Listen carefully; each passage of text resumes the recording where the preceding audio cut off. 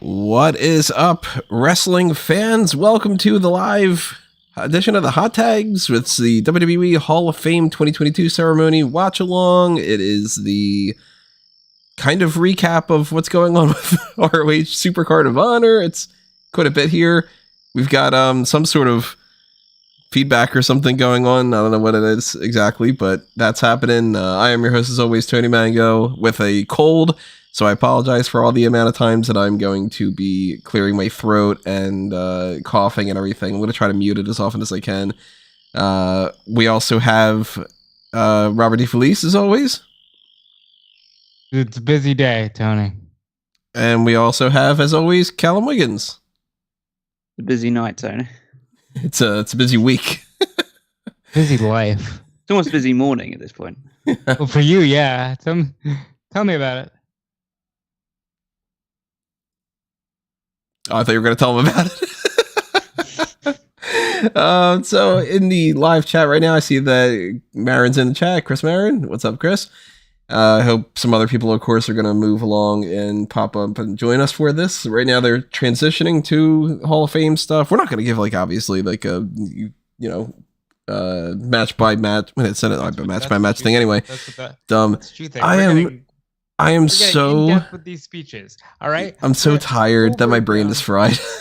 Full breakdown of speeches, guys. Like, we're gonna talk about the soliloquies and the enunciation and that. I'm tired. Okay.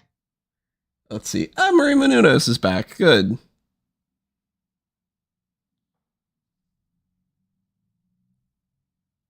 So, of course, as always, while we're doing this, by the way, we want everybody to just keep the chat going and stuff. Leave a comment, tell us your thoughts, what's going on. We'll talk about some other things down the line. But, just we're keeping it chill tonight. We're just hanging out. We're going to talk about some hot tags here and there whenever some lulls. We're going to talk about Ring of Honor. Yeah, we got Toni Storm we get to talk about. We got some other things and everything. So we will address a couple other hot tags. It's not just going to be us watching the Hall of Fame, but we figured do something a little bit different here. And we didn't get a chance to do the Wrestling with the Past Hall of Fame stuff. It's kind of combining these efforts here. You fucking... Yeah. What's the you fucking for? It's me calling me an idiot for not doing something. So, Callum, you are watching just the ROH show, right? You're not watching the Hall of Fame as well? Yeah, I'm just watching this. I've got Ring of Honor on one screen, Hall of Fame on another. I'm thinking about putting Impact on a third. How is the ROH show going? Going pretty well. It's been a good show. I would say it's been super standout. I mean, right now we've got one of the matches I'm most interested in, which is Josh Woods versus Wheeler Yuta for the Ring of Honor Ring of Honor Pure Championship. Obviously, that's interesting because of what's been happening with Wheeler Yuta on AEW with the Regal. The whole Regal. Regal is on commentary for this, so that's good as well. But yeah, there's been some interesting things. We've got Mercedes Martinez is the new interim Ring of Honor Women's Champion. So she'll have a match with Deonna Purrazzo somewhere down the line, who is also wrestling on that Impact show. So that's part of the reason to maybe tune in for that. We have Tully Blanchard got... Oh, that's right, FTR too. FTR winning the Ring of Honor tag titles. Yeah, FTO on the Ring of Honor tag titles after a very, very good match with them boys, the Briscoes. And also the Briscoes were attacked afterwards by the Young Bucks, which means that maybe the rumours of their departure from Ring of Honor is not entirely accurate. Had some new interesting things. We had Brian Cage and a tag team. I'm trying to remember what are these guys' names? Because I'm not super familiar with the Gates of Agony. Yeah, the Gates of Agony. It's Khan and Taloa. Listen, it's Tony and Khan. It's this new tag team that I'm not super familiar with. They were on the kickoff show. Yeah, I watched the kickoff. I didn't see anything else. Yeah, so now, all three of them combined are now the members of Tully Blanchard Enterprises. Very good. Nice callback to what he used to call basically himself in the 80s. Yeah, so that's what Brian Cage is up to now. So that's good. You'll probably find more of a platform to shine on Ring of Honor than he has gotten in AEW. And yeah, the thing that has just happened prior to this match is Minoru Suzuki is the new Ring of Honor television champion. You know, I want to say I didn't see that coming, but if you got the opportunity to do it, why not just do it? Yeah, that's pretty cool. Apparently, it's his first ever championship that he's won in an American promotion. Even though I think his career is now hitting 30 or 40 years at this point. So, but yeah, that was a fun match as well. So they still have the SmackDown commentary table going. Yeah, we didn't bother got to replace that with a Hall of Fame one. Well, because why does the Hall of Fame need a commentary table? Why are the commentary team still there? Because we got a 10-minute pre-show here. You know, maybe they probably should have had that whole 10:30 kind of deal. Yeah. Give people time to watch NXT Level Up, the most important show of Friday night. Chris Myron joined the Darkcast here with the little join button on there. Thank you, Chris. For anybody who doesn't know, if you click the join button on there, you get access to the same things as the Patreon. So it's he's on the Darkcast tier, so the next Darkcast that we have, he's going to be able to check it out. By the way, now that you are on the Darkcast tier, you can go and you can see the other ones that we have if you have not been able to check that out yet. If you go and I think I might have them on a separate, if I don't have them on a separate playlist, then I need to make another playlist. Let me write a little note to myself about that. But if they are, then, you know, you can find them in there. It'll say members only. It'll say Darkcast or anything. Darkcast, a little note to myself. That's cool, man. I always appreciate when new people join the Darkcast here. Yeah. Chris has always been a good supporter, and every little bit helps. Speaking of when every year the Hall of Fame, you can always see who's dressed to the nines. Montez Ford, man, rocking that suit. Of course, Bianca Belair looks great. Montez but Ford and Bianca Belair, they're a damn good looking couple, aren't they? They're a damn good looking couple. I expect to see Seth and Becky looking like, you know, they stepped out of an 80s glam rock scene. I am kind of surprised by Maria Menounos looking like she just stepped out of the shower. Well, it's the wet hair look, but she's got the nice pink dress on. I mean, she's Maria Menounos.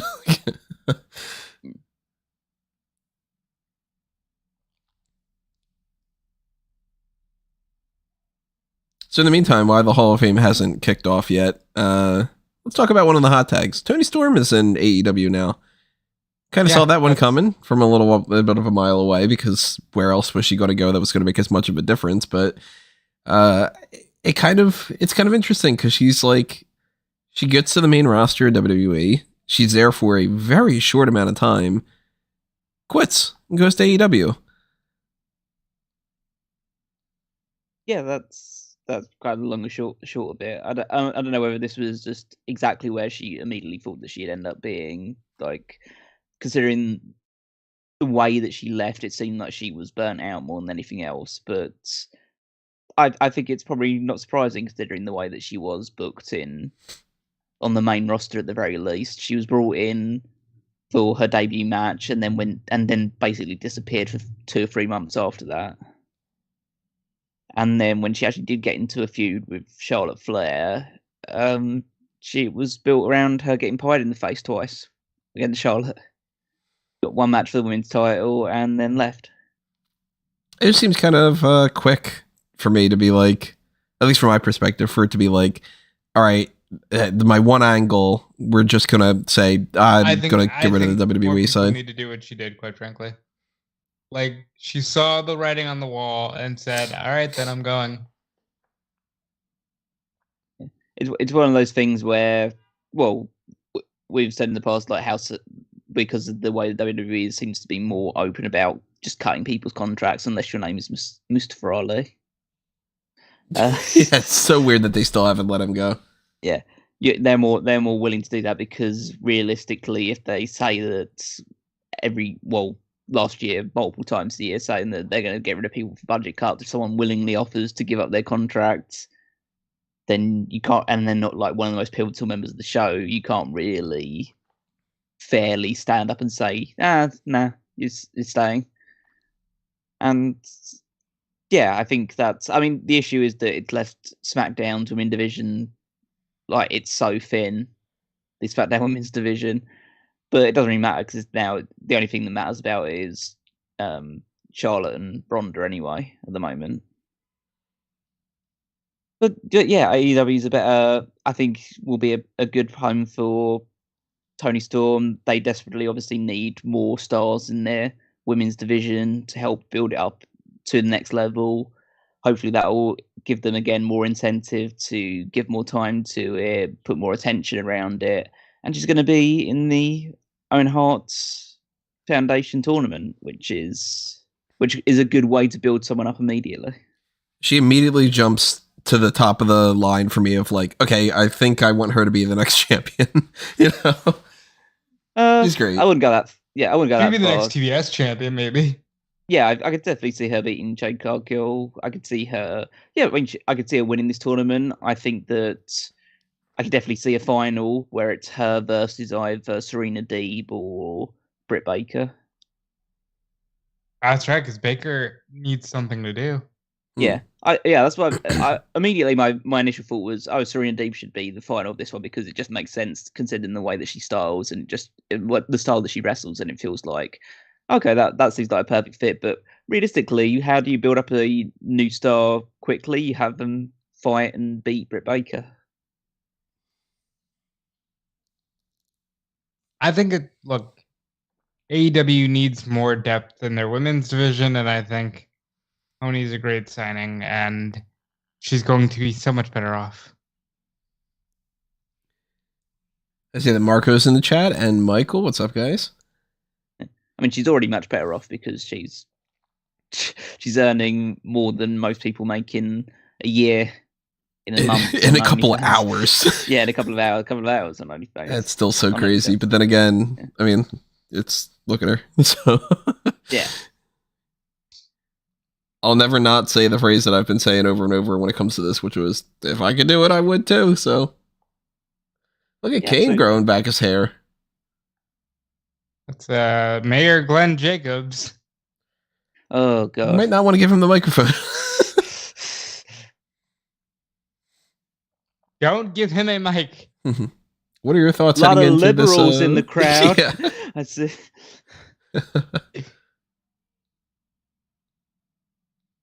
I'm so glad I took off that stupid mask. The woke left. Yeah. Are they chanting RVD? They're chanting RVD. So RVD's in the crowd. Huh. Oh yeah, Michael in the chat says RVD is in the house. RVD's in the house. Hall of Famer from last year, of course. Oh, fuck no. Spiral suplex right into a turnbuckle. Well, we just no-sell everything, man. Like, just... Okay. Just in case they were interested, Yuta has now used all 3 of his rope breaks. Yuta's going to win, I think. So is that there's rules to the? I've never watched a pure title match. So the pure championship is built around it's built around more technical submission style wrestling. So you only get access to 3 rope breaks in the entire thing. So then if you're locked to submission and you've used all 3 of your rope breaks and you still grab the ropes, it doesn't break the hold. So it's a nice little gimmick associated with it. Marcus still can't forgive you, Tony, for not loving RVD. RVD's great in some ways. I just think he's overrated in a lot of other ways. To me, he's not one of those. There's Edge and Beth Phoenix and Sheamus in the crowd. You got Butch, Rich Holland. Hey, it's Big Swole. Bell Twins. Oh, you had just won, by the way. Huh. New Ring of Honor Pure Champion. I saw that coming. Oh, yeah. So that's a title that, if anyone doesn't know, obviously the Pure Championship is a bit niche, but it has like it's actually fairly recent in terms of the current Ring of Honor, but it has a long history. But Bryan Danielson used to hold that title, so that's a good link now. We got about 5 seconds before the Hall of Fame is starting. Let's see what we got as the intro. The intro is to talk about Kevin Owens. Yeah. Just in case, I guess, anybody is a casual fan tuning in.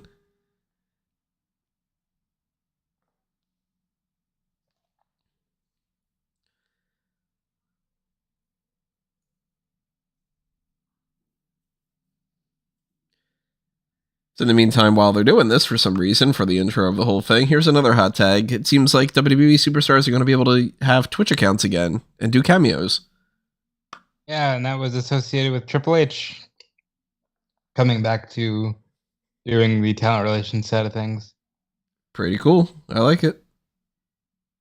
Yeah, obviously, it's a very good thing to do. It just seems a bit, again, it's just wild in the first place that they've had to Backtrack on that thing in the first place.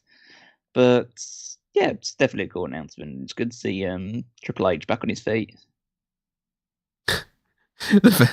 Guess 5 in the chat. The faction of Sheamus, Butch, and Botch have a name yet? Good joke there. I like that. They're legit just running the same video package about the Austin thing as the intro of the Hall of Fame. This makes no sense. It's not the intro of the Hall of Fame. They just need more time. It's the intro of the Hall of Fame. Another hot tag that I have down, WWE is going to be producing a drama to NBC called Pinned, which, of course, I'll at least check out the first episode for, just the way that I would do anything else like that. Can't imagine that it's going to be great, but it could be. I don't know. I mean, it all depends on their approach to it. I like that we're getting a full-blown Dynamite match card rundown on the Ring of Honor show. Oh, yeah, absolutely. That's happening right now. Yeah, so that's cool. Christian Cage versus Adam Cole on Dynamite next week. That's a pretty good match. Butcher and the Blade versus the Hardys in the ladder match. FTR versus the Young Bucks for the AAA Tag Team Championships. Not the ROH ones? No. And then there's also a match. Apparently, they're going to continue both the qualifying men for and the women's and also the men's Owen Hart Foundation tournaments. Now the Hall of Fame is starting today. Oh! They've just announced that this match is also for the Ring of Honor Tag Team Championships as well as the AAA ones. Yeah, putting both titles on the line. Sorry about that, everybody. It's going to happen here and there. Is this main event time for Ring of Honor? Looks like it. Yeah, I think that pretty much all the matches are done now. So yeah, it's Gresham versus Bandido now for the Ring of Honor World Championship.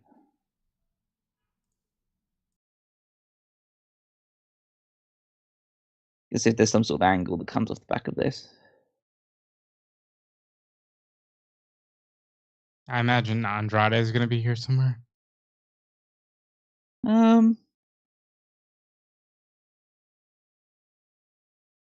Because we've gotten AEW wrestlers in nearly every match.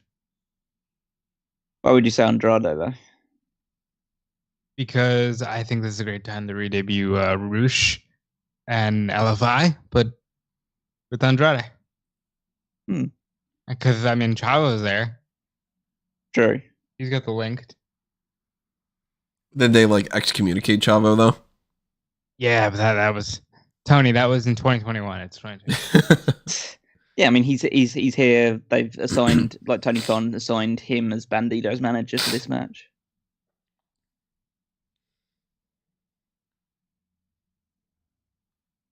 I mean, the only thing I want to see at the end of this is Gresham holding both titles and Bryan Danielson's music to hit. Oh, that's another very strong possibility because, Bryan Danielson is Ring of Honor.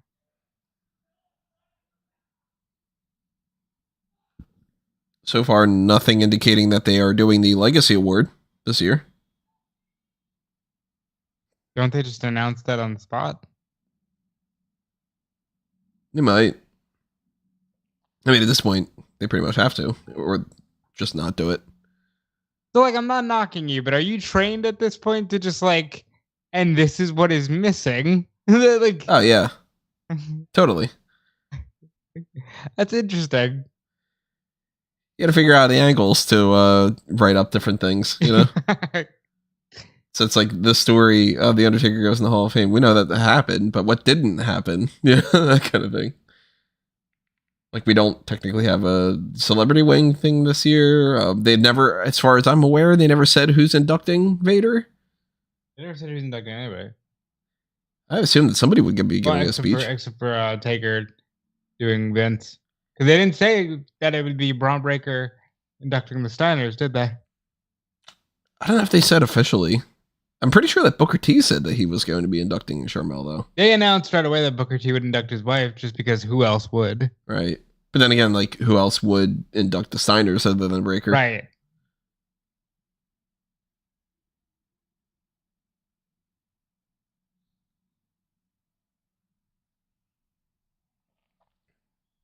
Michael says, I've never seen Taker live, man. Getting kind of emotional.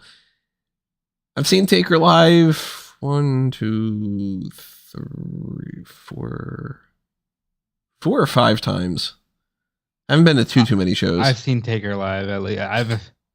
I'm thankful I've at least checked that off my bucket list.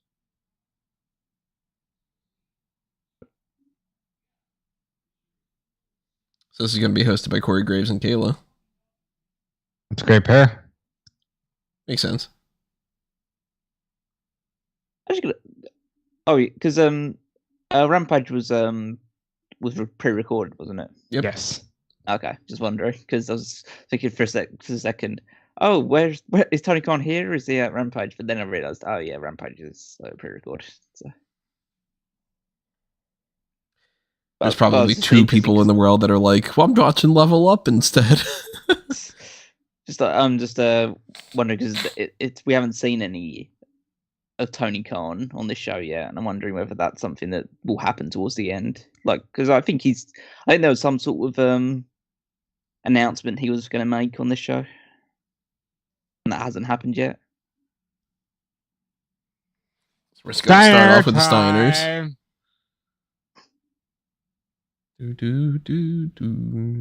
Their theme sucked. A fucking live mic. Being inducted by some guy called Braun Breaker. Yeah. He clearly has no links to these guys whatsoever.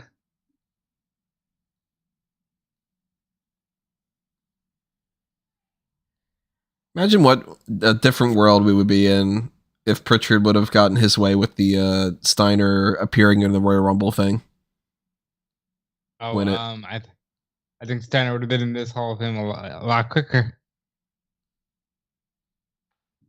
Obviously, I'm not watching, but like I can't help but hope desperately that Scott Steiner gets out there and his first words are, "Give me a fucking mic." I'm almost certain they'll do that. I really feel like they will. So far, it's just a video package of when they were a tag team.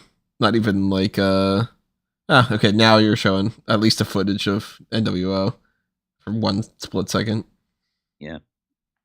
Well, to be fair, like you're inducting them as a tag team, and realistically, only one of them did anything really significant as a singles guy. Mm-hmm.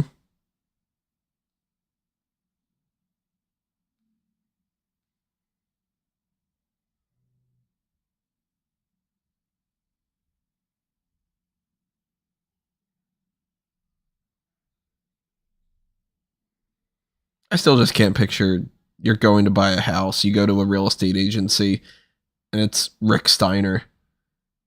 And he's just kind of like, you know, hey, I'm going to help you out with this, whatever. Then you're just like, can you bark for me? Kind of like...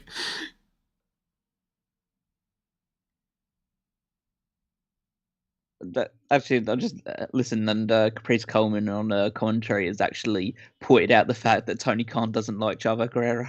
Mm-hmm. Is that the commentator that can't pronounce Denise Salcedo? Yeah. No, that was Ian Riccaboni. Oh, it was Riccaboni? Yeah. It was, what, Descalco? They kept saying? Salasco. Delasco, like the Del Scasco, like Tabasco. I assumed if it was mispronounced, it was probably Caprice that did it. So.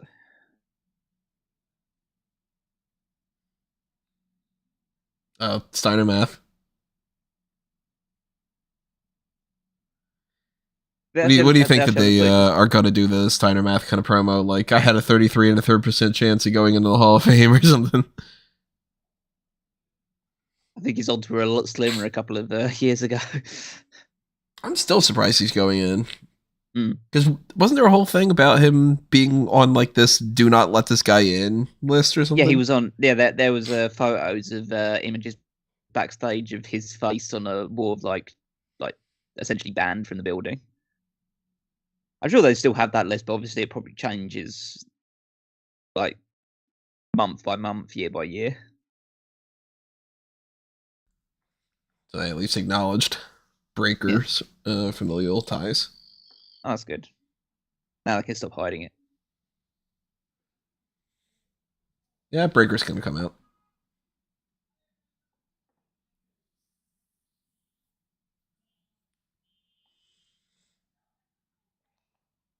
Hell of a lot easier setup for them to do. You make the ropes gold. You put a different mat down.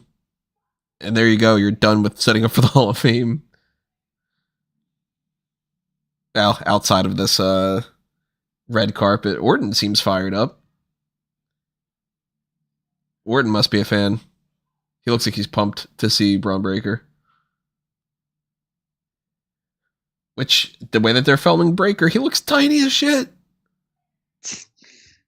What is up with that angle? That did not do him justice right there. He looked like he was just like 2 foot tall. The damn suit, you know? Yeah, the suit's not looking good on him either. Really making him look like a weakling. Mm-hmm. Weak men wear suits. Big strong guys men in the wear crowd. chain link on their face.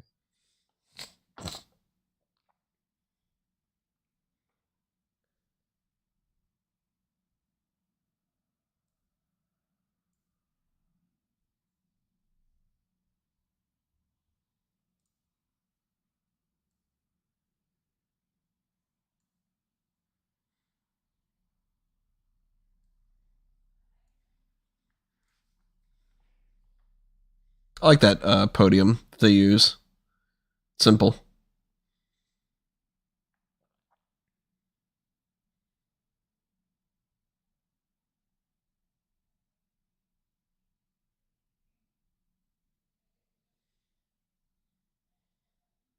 So obviously, podcast-wise, everybody, we are currently watching pay-per-views and listening to a thing where somebody's talking, so we're not going to be as talkative when that's happening, but we'll chime in here and there. Think of it as a fan house table. That's kind of what it is. I would probably be saying more, but they're just like they're chain wrestling at the moment, so nothing super exciting has happened yet. So Breaker pretty much just said, he was a great dad, he's a great uncle, here's the Steiner Brothers. They have new music. Boy,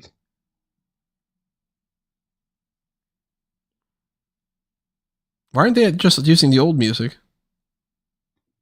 Because you're going to get a lot more Steiner Brothers, baby. It's weird, this. Yeah, Orton's having a good time. And your next challengers for the SmackDown Tag Team Championship, so... Not the way that they're walking to the ring. Yeah, even... That literally doesn't matter at this point. So far, I mean, it's only been 10 seconds, but so far, Scott is behaving himself. All I'm going to say is if you're willing to have Omos wrestling on the WrestleMania card, then you're probably okay with putting the Steiners in a match at their age.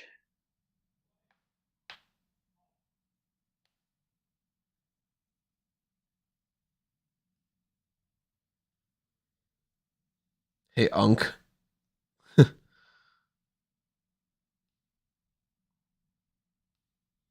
This music is so strange.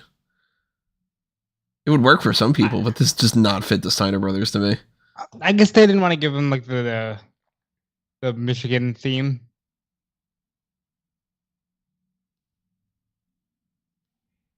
It was on my freak chat, so he's checked that off the list. Yep. Giving me a live mic sometimes can go off the rails. So He's now that he's acknowledged it means that he's got free reign to say whatever he wants. So that's the rule.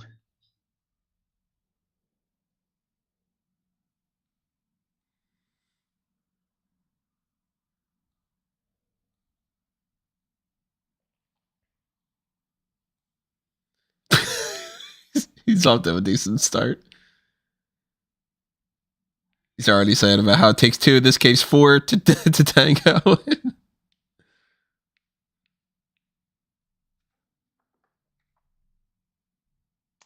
They some dirty things, Scott Steiner. Talk about who's fat on the roster. I guess Samoa Joe's not there at the very least. Mm-hmm. They can't. Ah.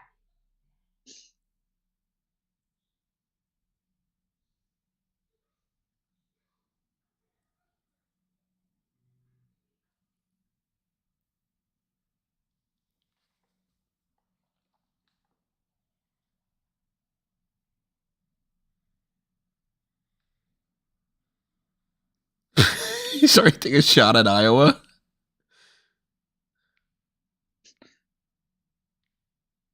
Okay, random. Upstate New York is like state. Iowa.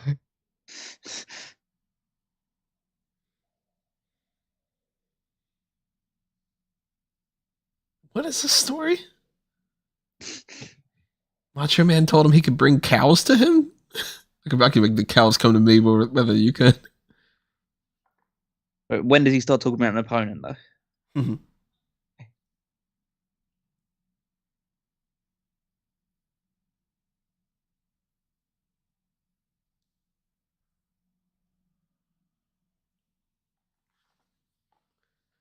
He's mooing at cows. Tony, it was a different time. This is the moment where they can talk about like great stories from the past, and then you realize, these guys are really bad people.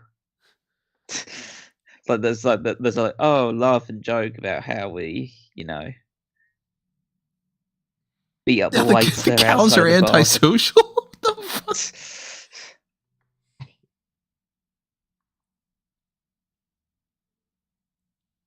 Yeah, they kind of are. I mean, has one ever spoken to you? I don't think so. Yeah. The hell, Tony? They're so aloof, those cows. He's like, but Macho Man, I don't know what he said. He never told me what he said. But to this day, I swear, Macho Man knew those cows. Listen, it was one of the only stories he could tell. Yeah. You can kind of tell that maybe they didn't know they were going into the Hall of Fame until literally earlier this couple of days. They've only had like a day to write this up.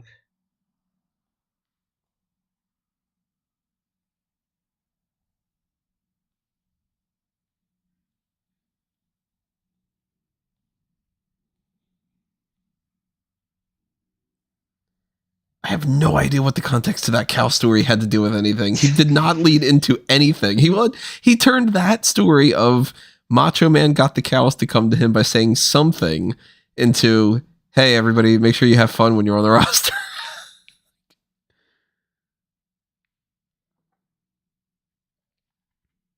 Think Rick's going to talk at all? He's going to bark. That's it.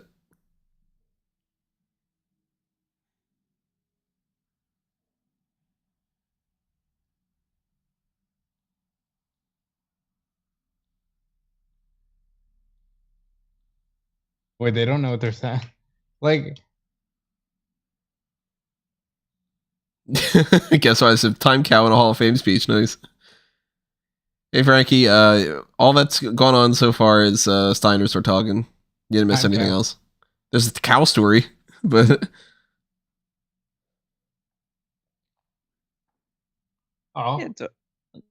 Years from now, we'll all remember the classic cow story. About how Randy Savage apparently knew some cows.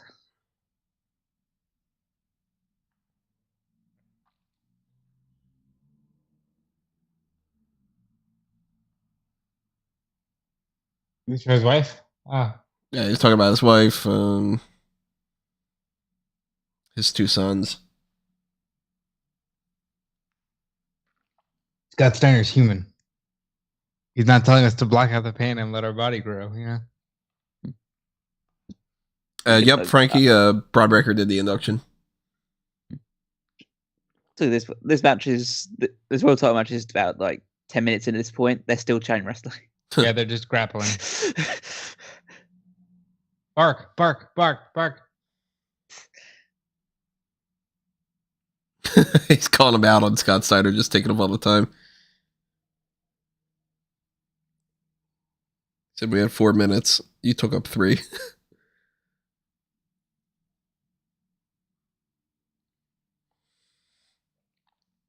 Well, that was nice. Twisting corkscrew crossbody from the top row. That was great.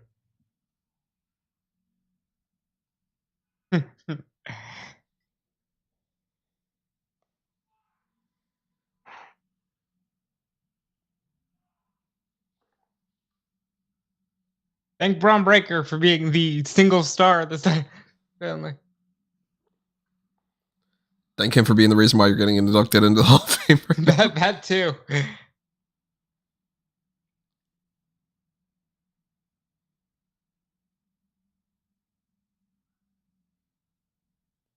Okay, so he's going to thank Scott.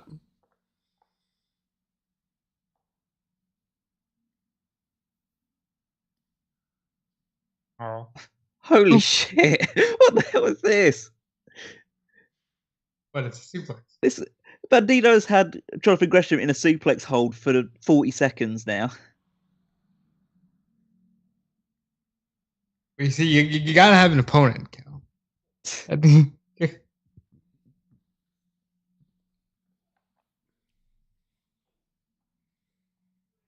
Yeah, a little bit of barking in there. Did you drop him yet, Callum? You're like 30 a minute. He went a full minute having him up in a suplex, and he just did it. Nice.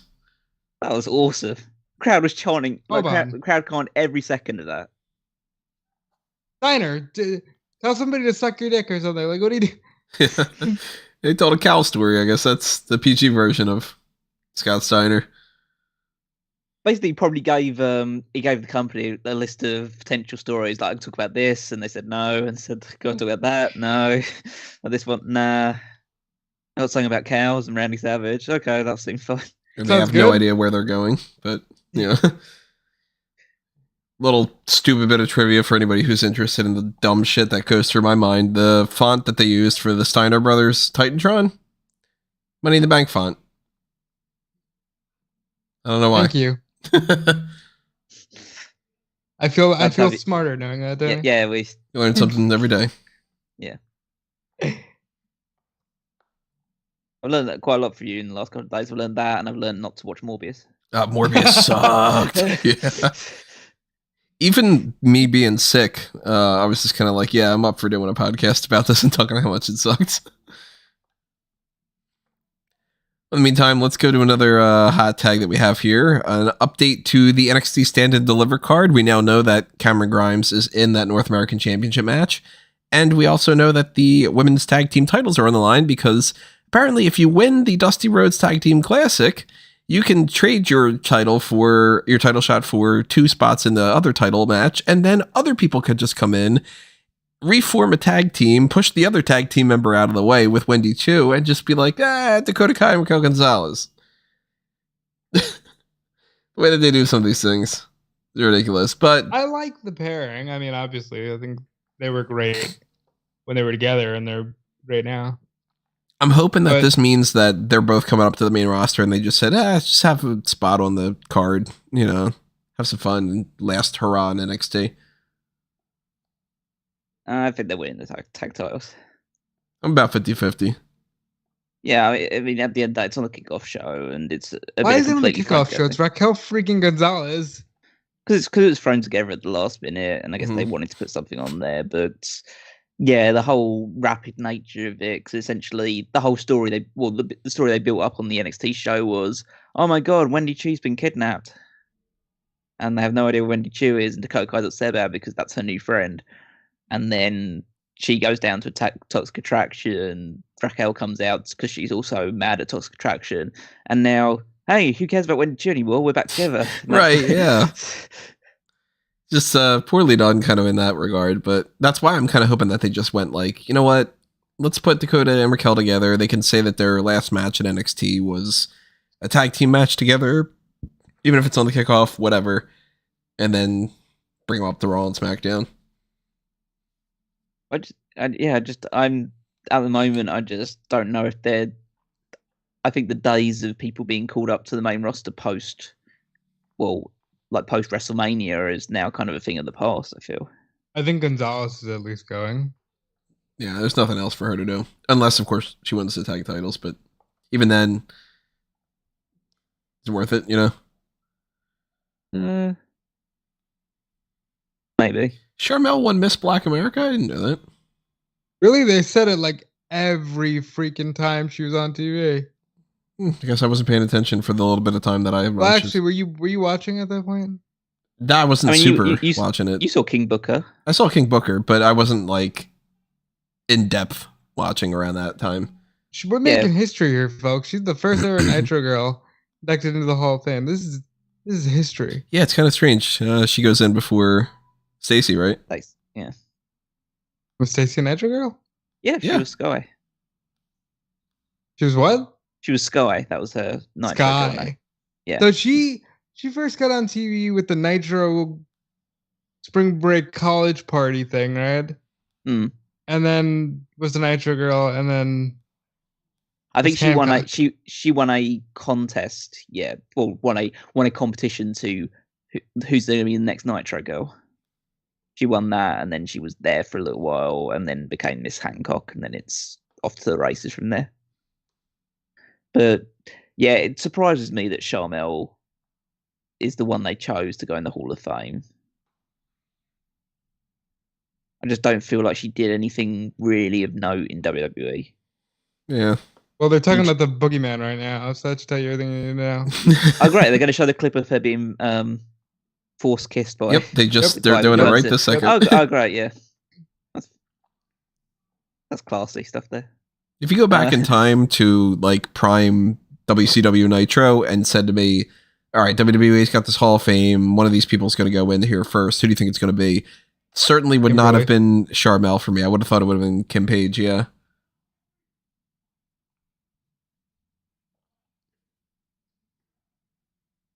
About Shawn Michaels' wife. If you want to know how far we're digging here, Callum, they just showed Vito in a dress flashing Queen Sharmell.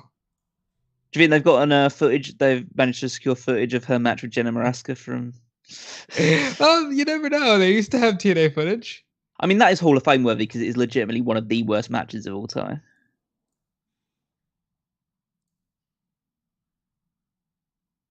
It's the Booker T theme song. All right, so Booker T's going to come out in a second. I guess it's cool for Booker T. He gets to induct his wife. One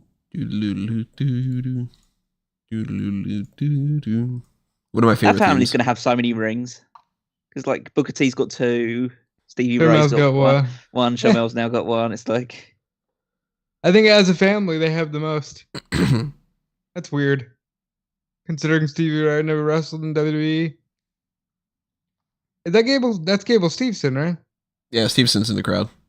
Well, the crowd of the wrestlers. I kind of miss the old format.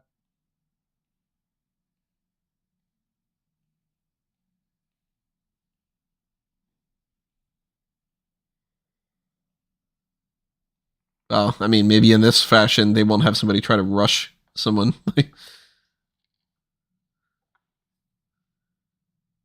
A lot better than in front of nobody with the screens from last year. That's true.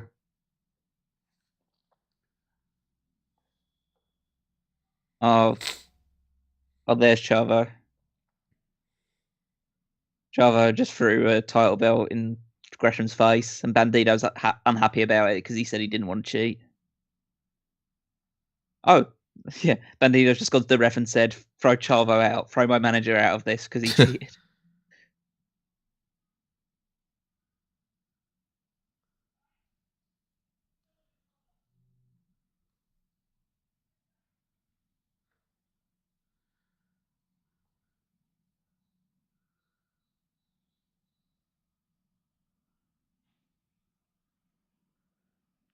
You think Booker's gonna cry?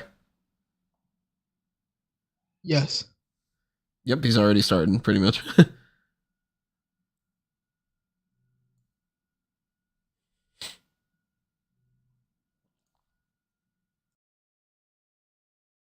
Good for him, you know?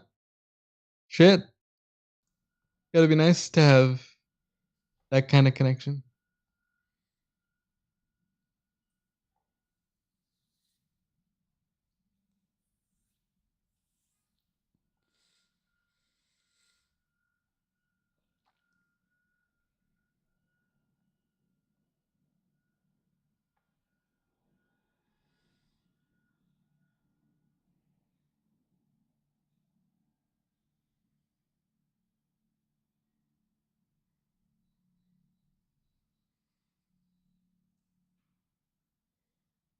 That's a shame, but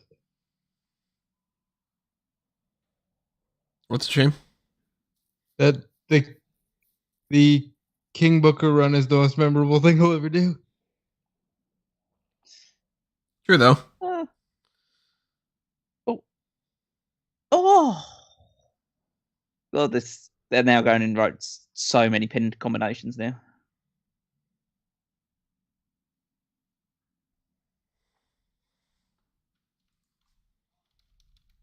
Oh God, he's doing the all hail Queen Sharmell. That's good. I like that they know that. Oh my God, what is this? I'm glad he did that little touch. That's cute. She's gorgeous, I gotta say. She's absolutely stunning.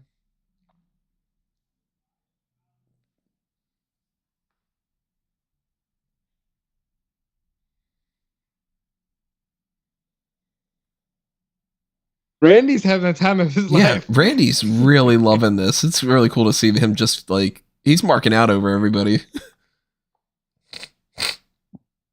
Riddle shared his stash. Is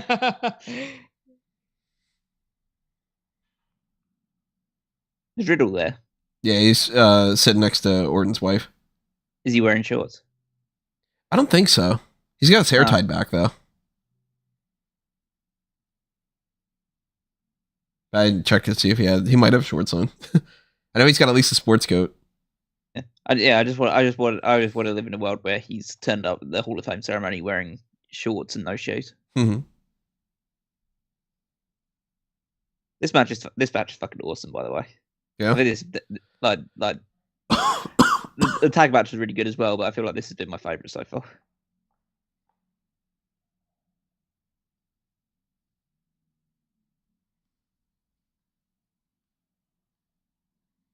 Were the Nitro girls groundbreaking? They were groundbreaking, but not in the way that she means. Like, you know what I mean? Like they were cheerleaders. Gresham wins. I can't say retains. He retained his title and won the other title.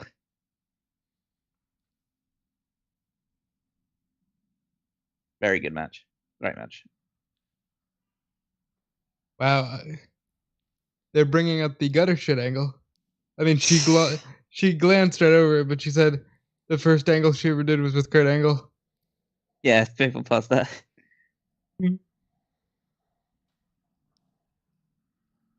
So the Nitro girls weren't exactly groundbreaking. I'm pretty sure every sporting thing has had cheerleaders before. Mm-hmm.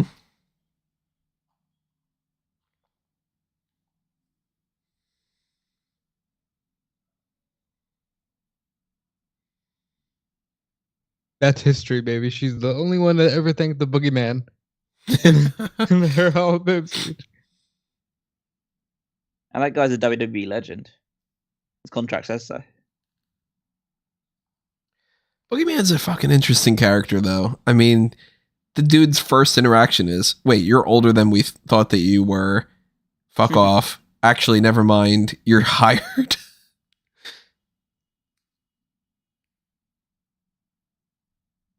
Oh, Gresham's got a mic. See if anything interesting comes of this. Was there any appearance by Brian Johnson? No. Brian Johnson. Not on this one now. Damn. Brian, what's up with that? Is Brian listening to this? I don't know. I don't think so. He's probably too busy. Oh, Jay Lethal's coming out. Oh, that's that. I forgot to mention Jay Lethal turned heel on this show as well. That's right. He kicked someone in the dick. He low blowed Lee Moriarty in their match to win.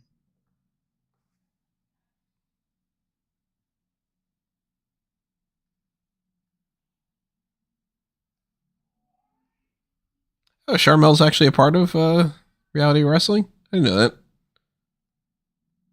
Of course. I just assumed that she probably didn't really care or didn't run much of it.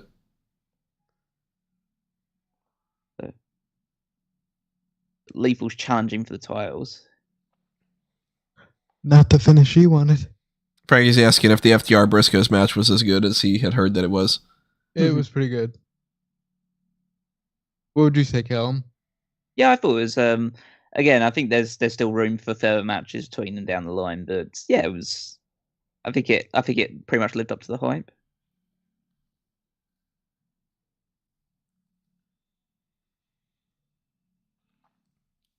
Ben in the chat saying that she's a very good orator. Yeah, she is kind of one of the better public speakers that we've had in the Hall of Fame in the past.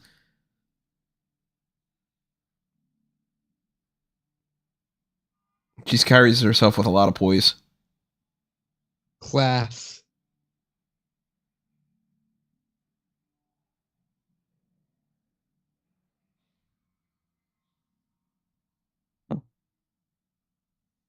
Now Sanjay Dutt is getting in between these two. Oh! Sanjay Dutt just hit Gresham, and now they're both beating down Gresham. We're still Kill Bell.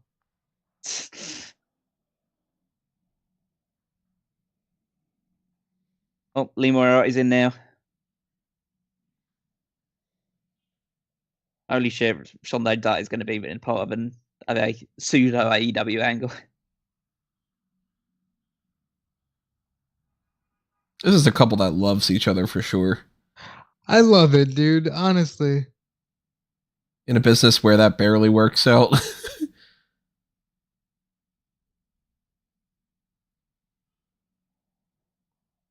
Good speech. That's pure class.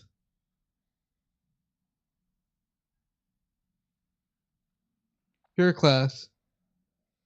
Did Booker's kid just dab? What's this? Anybody come out to help out Moriarty and Gresham? Oh my god!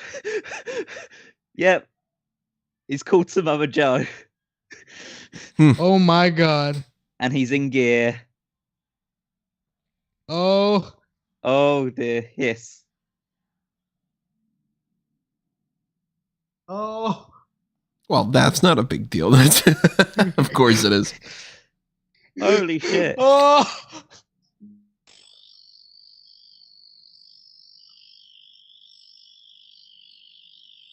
Good lord.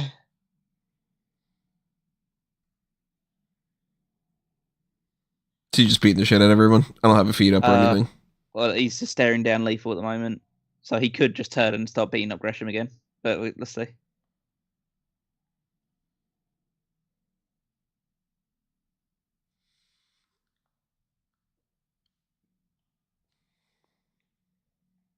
See what happens here. Jesus. Oh, now he's choking out Sanjay.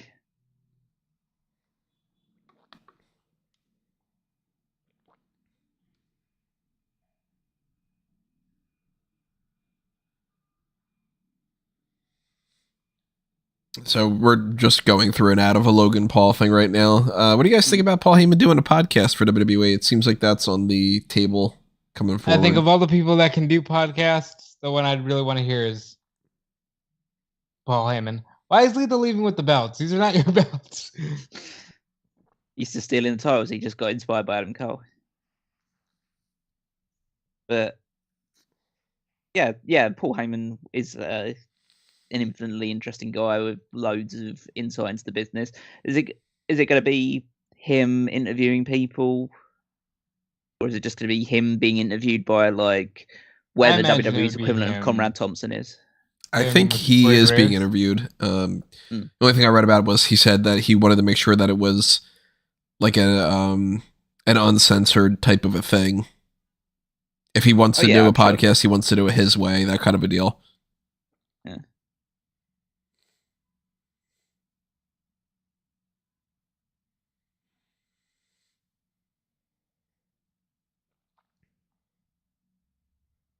I'm curious who they're going to end up having hosting it, though, because, I mean... I imagine Corey. Like, there's no one... Oh, it's just, they've also just announced that Samoa Joe is going to be on Dynamite. Nice. On Jesus. So, yeah. Nice. He's a good get. I mean, not only is he somebody who obviously is a big, big name and has ties to that and everything and a lot of friends in this, but he's already started working in the whole behind the scenes thing. Like, this guy's perfect for that. Yeah, if this is like if this is the new start for this new look of Ring of Honor, it's been a good start. Yeah, and if it's like literally just NXT for AEW where they can plug Dynamite and stuff like that, that's pretty cool. Chris is asking if he's missed anything. Did you check out the Jinder Mahal babyface turn, or did you miss that part? Did you miss the announcement of Dana Brooke and Tamina in a steel cage for the kickoff? That's not funny. Tony, it's not. I got a couple people anymore. Yeah, it's not April Fool's for me anymore. For me, it is. Just picking up the mic. Don't cut it. I gotta feel like every day is April Fool's for you, Tony. Just because I'm a fool doesn't mean. Oh, now we're gonna be sad. You think they're gonna have JTG come out and like I think on his behalf or something? Oh, that's the only person you can have come out. I mean, maybe like family member or something. Just so you're aware as well, Tony Khan has just tweeted, "It's official. Samoa Joe is all elite." Nice. Yeah, all elite graphic. And Wheeler Yuta is all elite as well. He's now officially signed with AEW. He should have been. Finally. It took forever. Yes. Let's go, Wheeler Yuta. He's the man. He's been busy tonight, Tony. Sorry? Not you. Tony's been a very busy man tonight. Well, you probably have as well, but Tony Khan has been busy with these tweets. 2 new signings, great.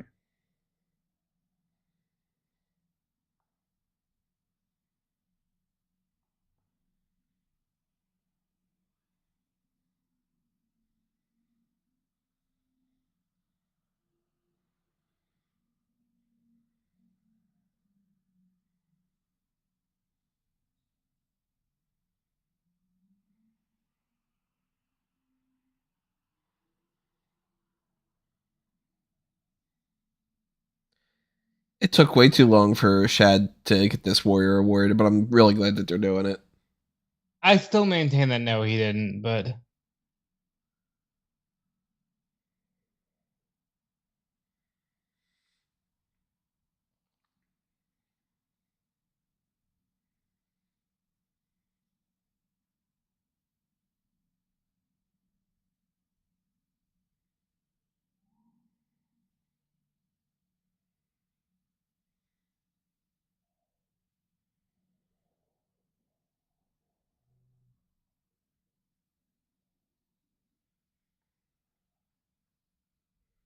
Who's doing the voiceover for this? They had said on there, Mike somebody, but by the time it popped up on the screen, it already started fading away from what I noticed.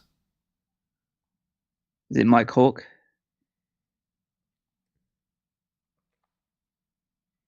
Mark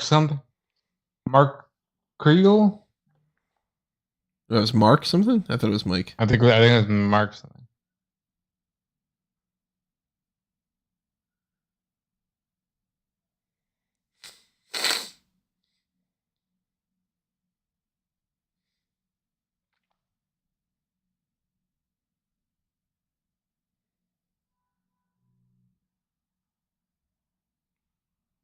Yeah, I don't know if they're just going to have Dana Warrior pop up or...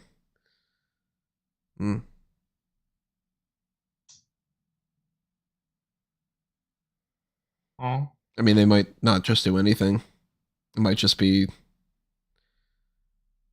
Yeah, then you show the dads in the crowd, and the dads are all like wiping away the tear, you know? No, you represent. Okay, Dana Warrior's coming out.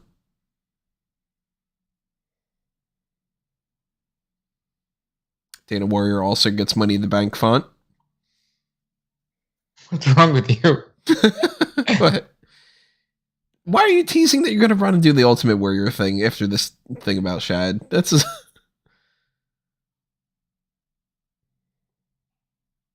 I know, it's like...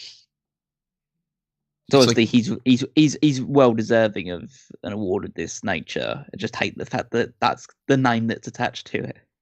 Let's just rename it the Shad Gaspard Award. Thank you. Maybe anything, for fuck's sake. Just, well, no, because then it becomes the Vince McMahon Legacy Award.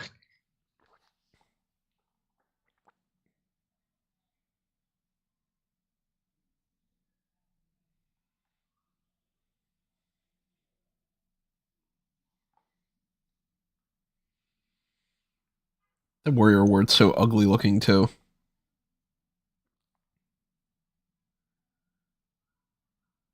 It's kind of fitting for the person's personality that it's memorializing.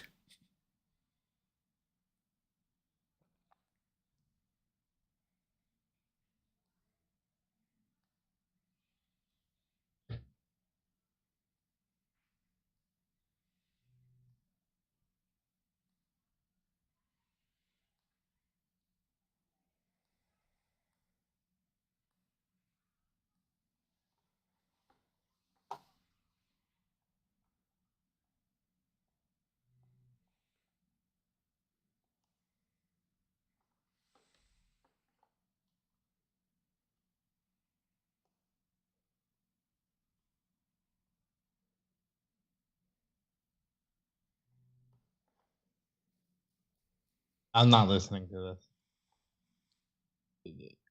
We know Shad was a great guy. I'll put it back on when JTG. I don't think JTG is going to end up coming out. Well, you are just like sweeping negativity. No, I think that they're just going to have Dana, you know? Who's going to accept the award? I think it's just going to be like, I'm Dana Warrior, and on behalf of this award, thing. So just to be clear, this is like week 3. So you don't even think Shad's family will accept the award? Yeah, like Tony is just officially whatever the worst possible outcome. That's what I think is going to happen. Prepare for the worst.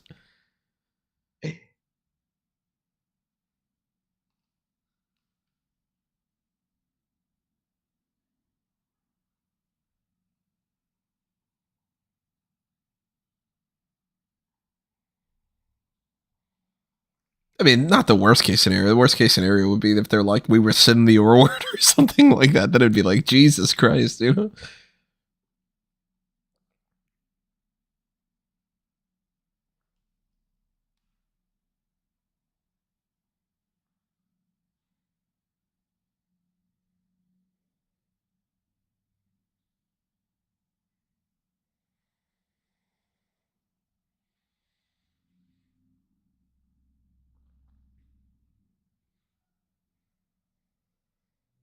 He's got so many friends in the thing. I just can't imagine that nobody would come out.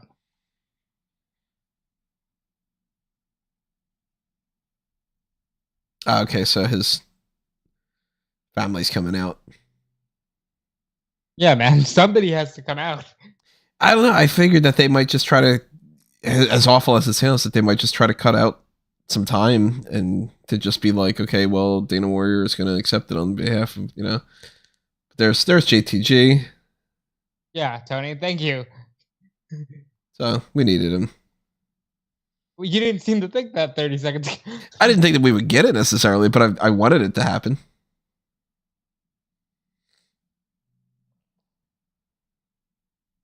Wow.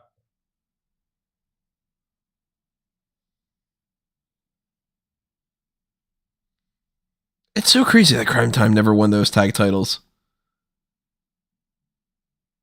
You always get a few tag teams like that. I mean, why did Enzo and Cass never win the NXT tag titles? JTG with Shad's son doing the Crime Time thing. That's nice.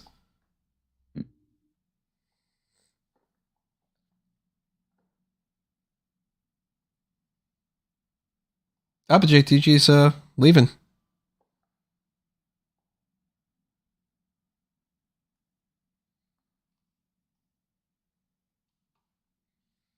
I guess at the end of the day, It's more about the family than JTG. it's their legacy.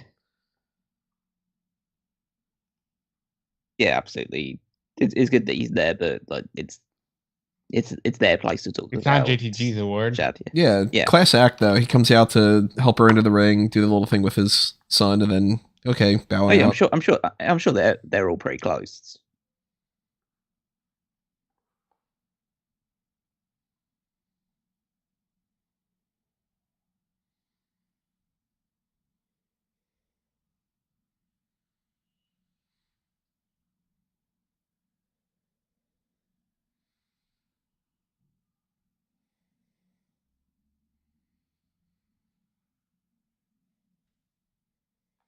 Hey, who's left? Is it just Taker and Vader?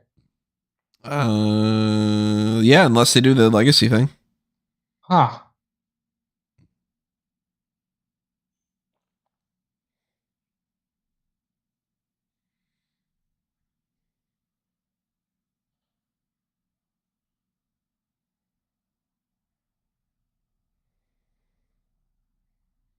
That's beautiful, man. For anybody who's not watching, they're chanting "Shad's a hero."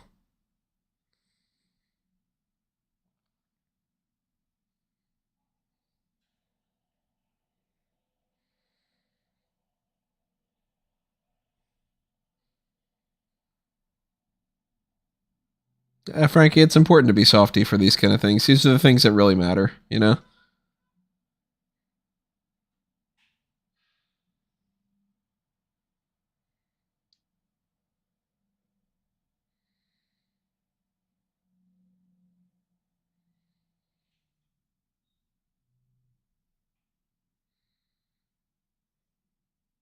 I hate when people keep interrupting people that are doing speeches and stuff, though. Just like, yeah, I agree with that. Like, come on. Well, they don't know what to do. Like, You can just shut up. slightly clap away, you know? You don't need to make it about yourself and just be like, whoa, yeah. Well, Tony, it's wrestling fans. All they do is make it about themselves. True.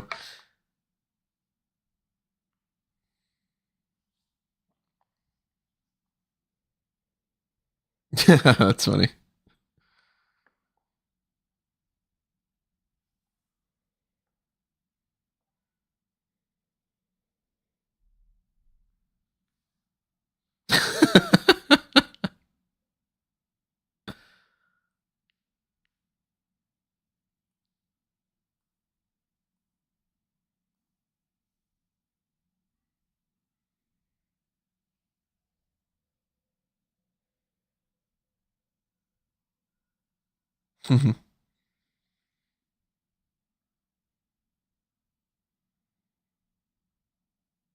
Chad just sounds like he's a 5-star guy. Yeah.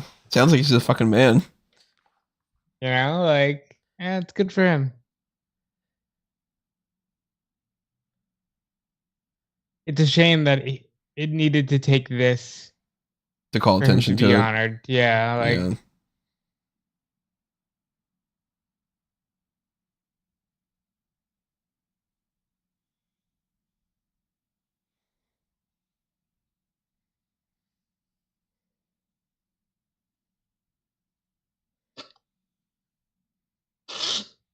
Was that Seth Rollins? Hmm? I was scrolling through Twitter.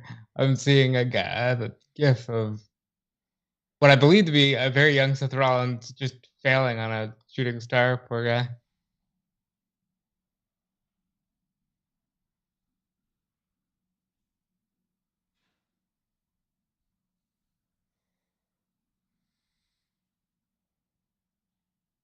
You think they're gonna have the son say anything? I don't know. I mean, he seems kind of shy, so he might not. But then again, I mean, he could at least say something small or whatever like that, depending on if he wants to.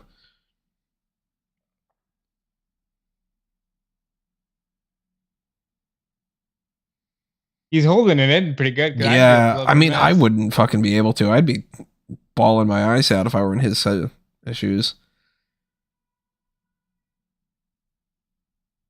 Now he's starting to crack a little bit.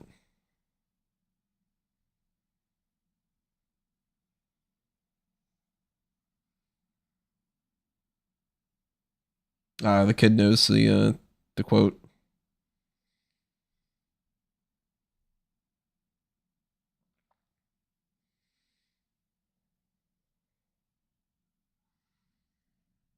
That was great. Oh,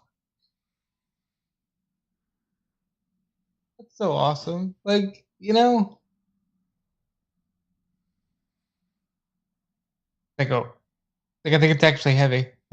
Yeah, he's like, can somebody please hold this? I don't want to drop it, you know?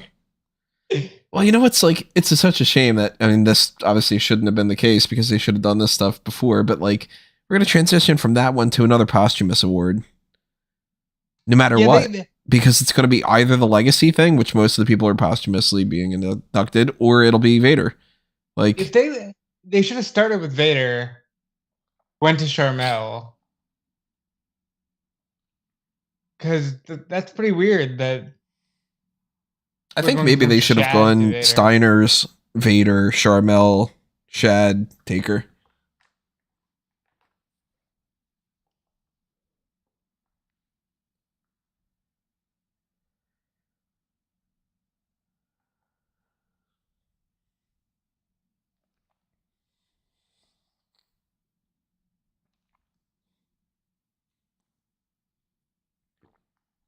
Man, I gotta tell everybody, just these sinuses bothering me right now. Even just doing this podcast, where I'm not talking all that much, is really making that even worse. I apologize in advance for tomorrow and the next day for doing 3 more podcasts that are going to be longer than this. Mm-hmm. I might end up being a complete mess with those. Because every time I'm talking, my nose is just getting stuffier and stuffier and all that. But hey, the alternative is during the biggest weekend of the year to not do a podcast, which is not happening. So there was an option.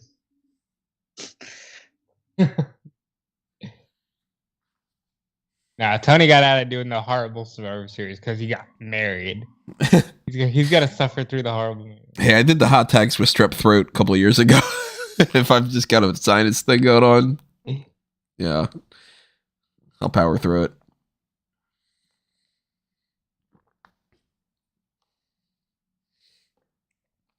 But I'd be lying if I didn't say that I wish I could just pop my nose off right now, run it through like a dishwasher or something, and put it back on. I don't know if that would help, but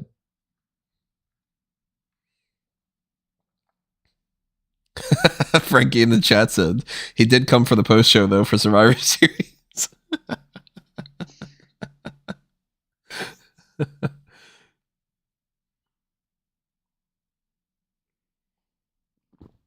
I wish they would explain the mood lighting for Edge. We're watching an Edge commercial.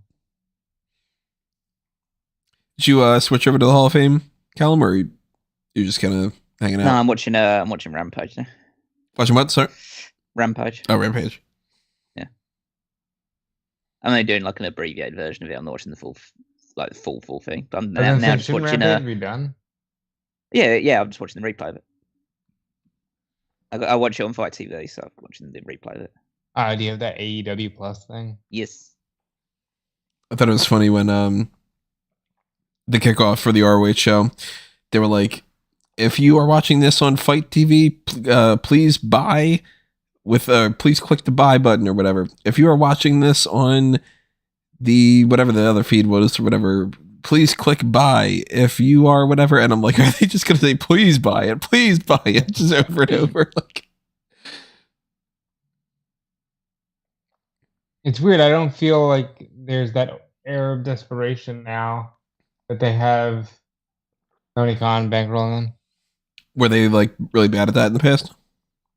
No, I think like towards the end it was getting there, but that's maybe the best usage of VRAR that I've seen that Taker thing, by the way. Yeah, but yeah, I think they were getting there. Just now they don't really have that because they have Tony Khan.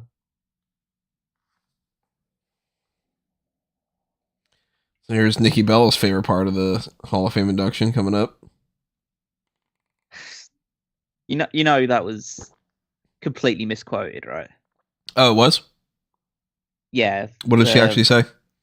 She said something to the effect of, I want to see what the full quote was, and I want to make sure that I get this right because it's one of those things where people did the whole dot.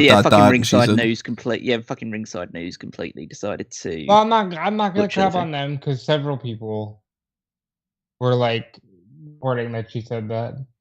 Yeah, I know, but like they have the reach to do that as well, and I don't think they retracted it either. So,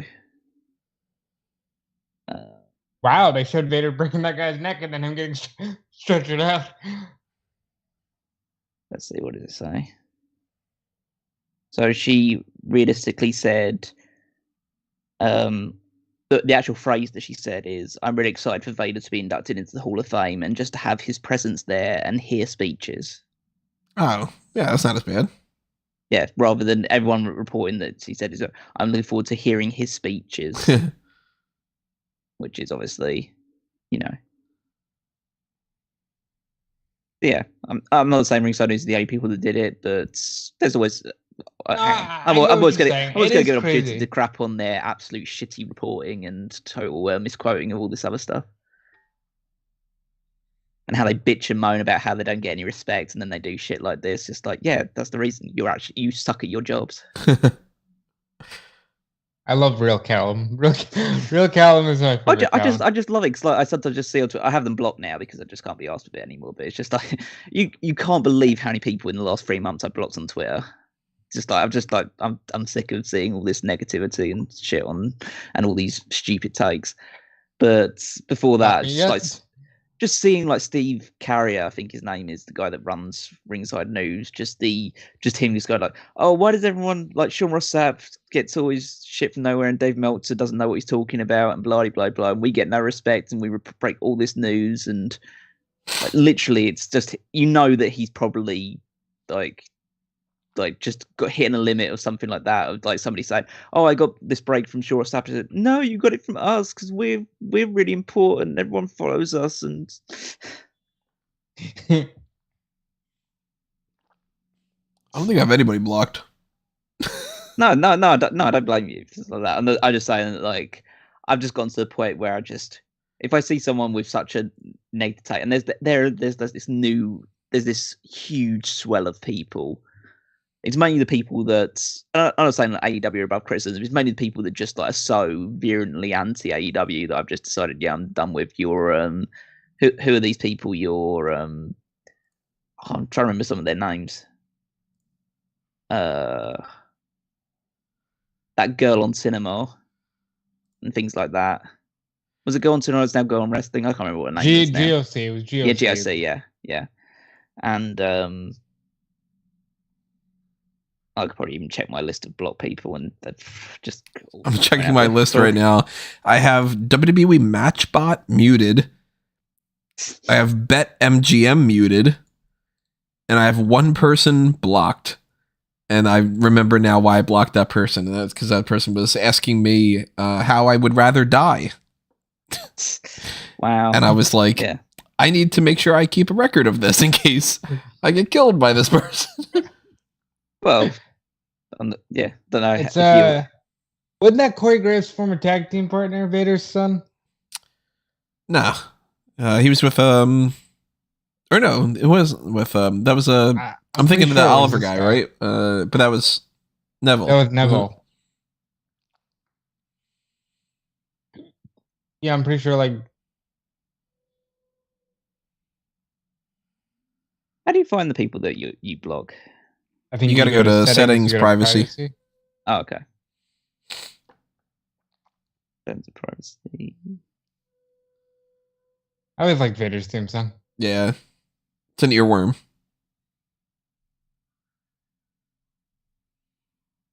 Yeah, who we got? Yeah, we got GOC. Trying to find some of the more notable ones.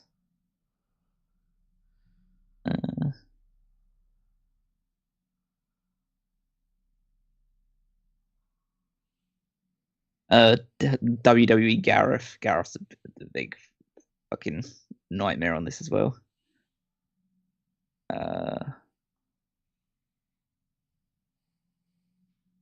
God, I've got like hundreds now at this point. That's awesome, though, because realistically, like, that's what you should do. Like, there are times where if I come across the stray person every now and again that has me blocked, I get really worried because I'm like, oh, what did I do? But like, realistically, you know, It's just just Twitter. Twitter. Oh It's just yeah, Twitter, yeah. here's the top one: Jobber Nation TV. I don't even That's know the- these people. No, you shouldn't. You should be anywhere near in these ones. But that guy is just. I mean, but in absolute fairness, you worst. introduced me to people like Brad Shepard. Like, I had never heard that name before I started working with you, Tony, and then I was like, I never stopped hearing that name. There's people like that. There's like Niccolo as well, who's terrible. Like got like Bill Shannon. I got Glenn Gilbert blocked as well because like, Yeah, like This don't need to disco listen to is that. such a mess. Yeah, he's so.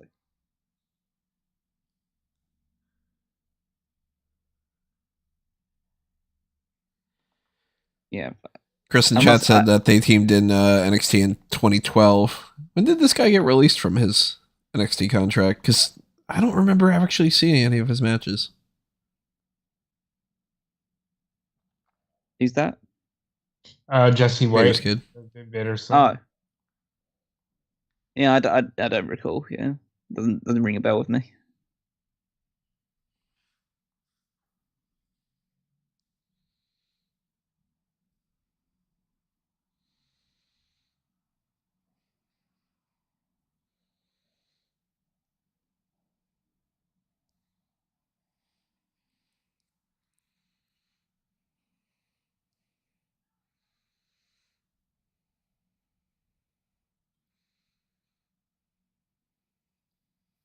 That's beautiful, man.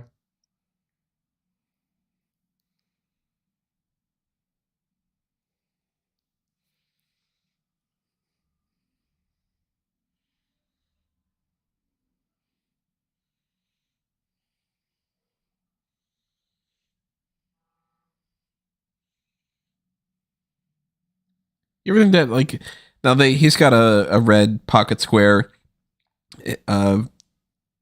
Vader's wife has the red gloves on. Vader always wore red.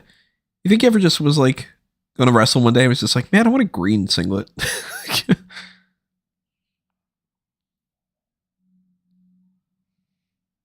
I think I heard stories going around about the Vader thing, how the Vader gimmick wasn't originally meant for him.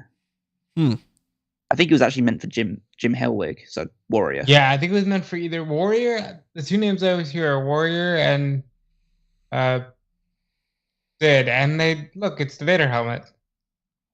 That's really special.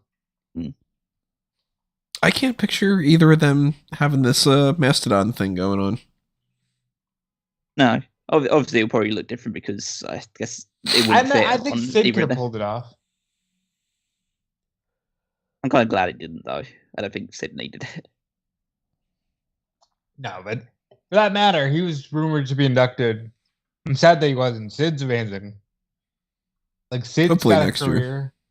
career. Who inducted Vader, by the way?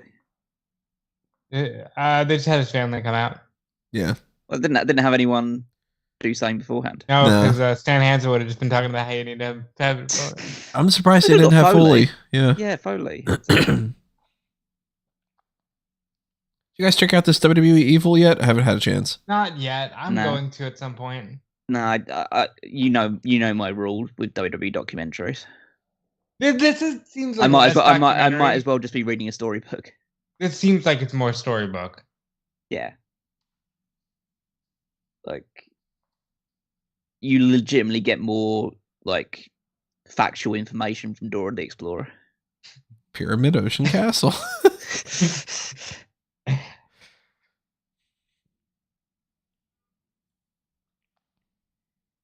I'm just gonna see that. Man, they are banking so goddamn much on this Austin thing. It's really sad. They're gonna main event. They said it again on this show that they're going on last on SmackDown.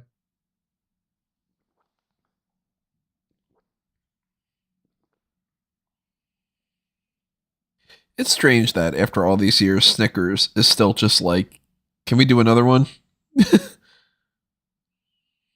They got the money. But they must just be like, we really want that connection with WWE.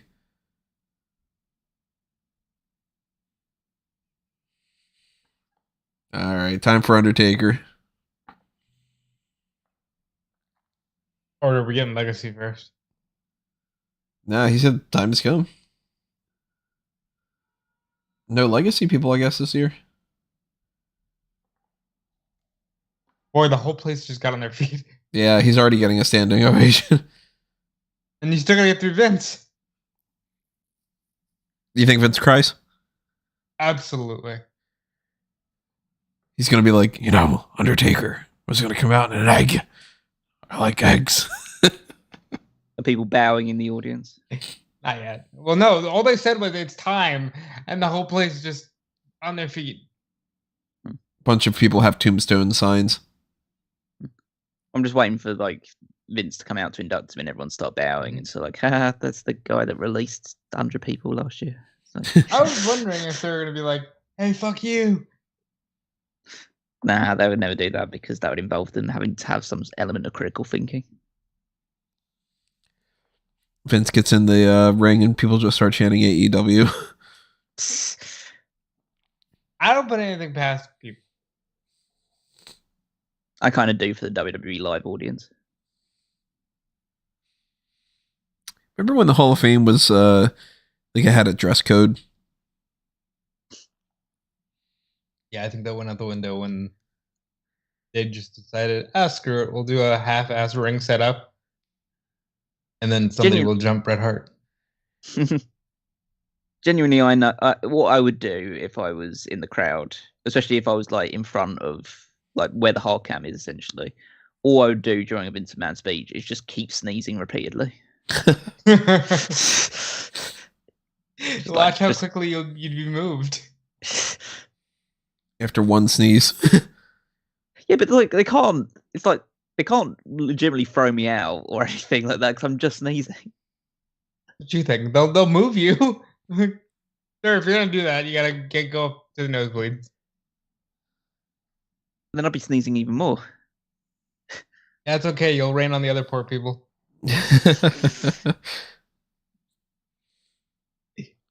To answer Ben, he says, are Brothers of Destruction in, or is that in a few years? I can fully expect them to do that because they never go in. They never should have done 2-time inductees for anything, but they've done it like 5 times now, I think. You got Flair, you got they've done Flair, Shawn, Brett, NWO, Booker T, Waltman, and Booker T. Yeah, Jesus.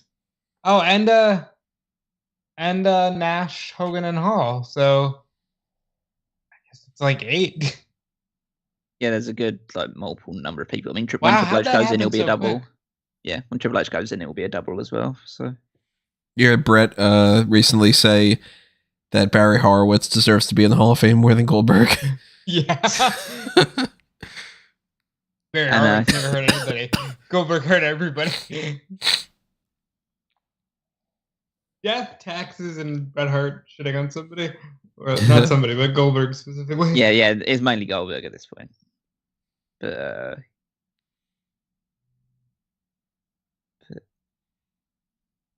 yeah, I could see Barry Horowitz going in at some point. I think he'll end up being a legacy guy.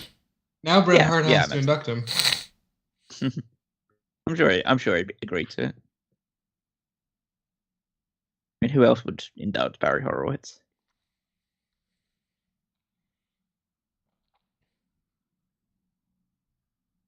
Brooklyn Brother. He needs to go in as well. Maybe they should do an entire one of just the Ultimate Jobbers.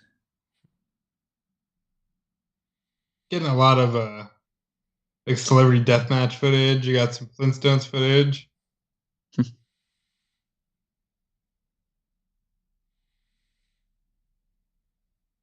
I think they should probably step it up and get the Brothers of Destruction in the Hall of Fame within the next 2 years before they both get cancelled.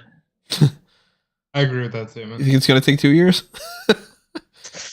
At this rate, I mean, you probably want to hedge your bets a little bit. Like, I mean, you probably don't want them going in next year just because it's the year after Undertaker's gone in, and the year before that Kane went in.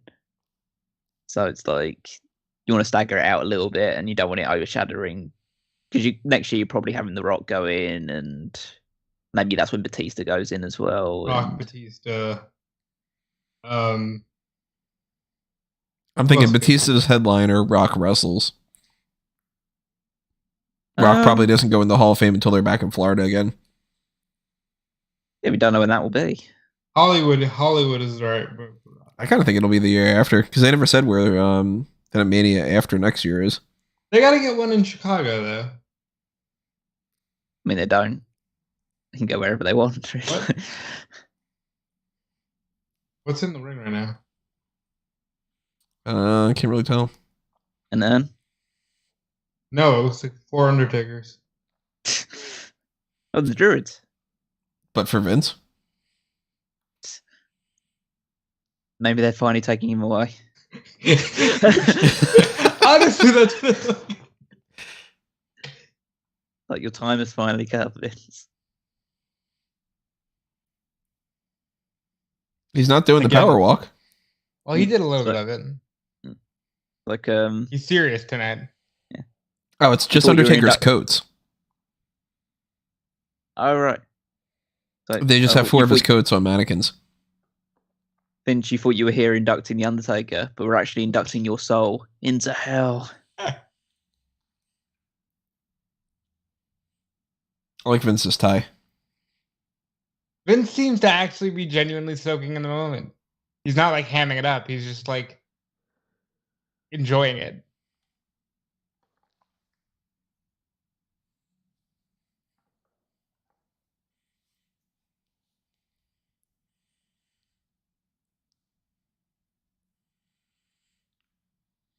That's bullshit, you know.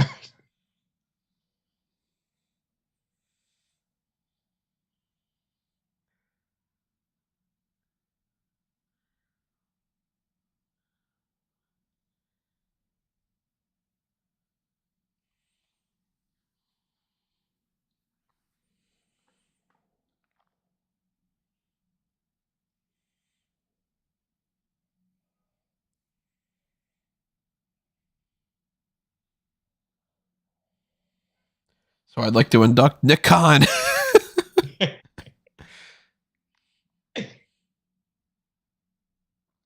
You know that'll happen one day. Think it'll be Vince doing it? Maybe not Vince, but someone will induct Nick Khan. According to Triple H has been friends with him for 10 years. So is The Rock, apparently. The Rock's been friends with him for years as well. I wonder if he'll end up in Young Rock.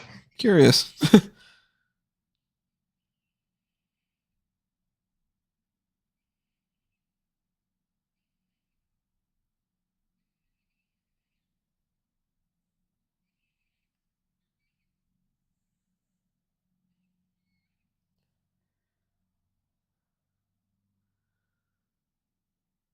Vince is proud of himself for that one.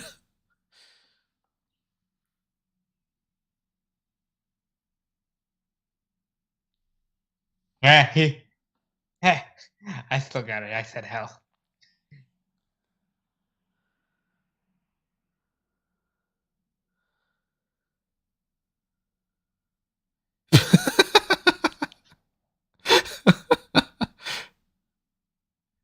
Oh, he's feeding into the what chance now.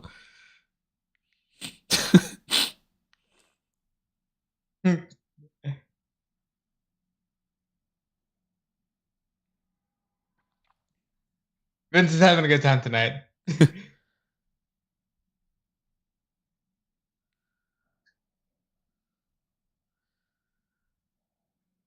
He's just naming the streak. Well, he mentioned Brian Lee. Mabel.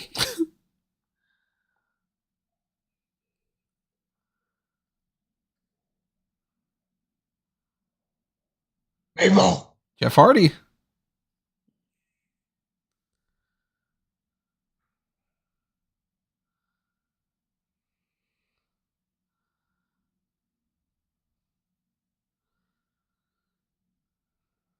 Man's with The Rock.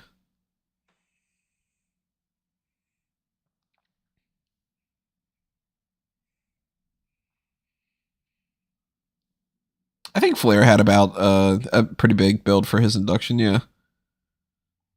Well, nobody like Flair started the like really elaborate inductions.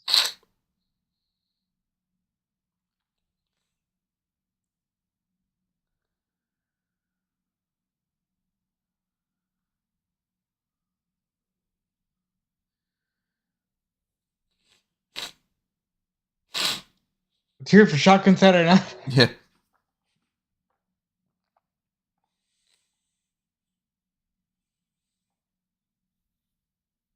Nice. People are looking off to the side. Something's happening. Ah, it's a video package thing. Okay.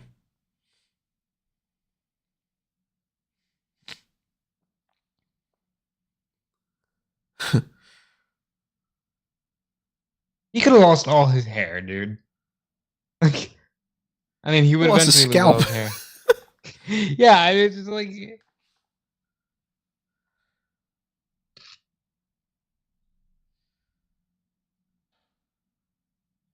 Flesh freezing rain.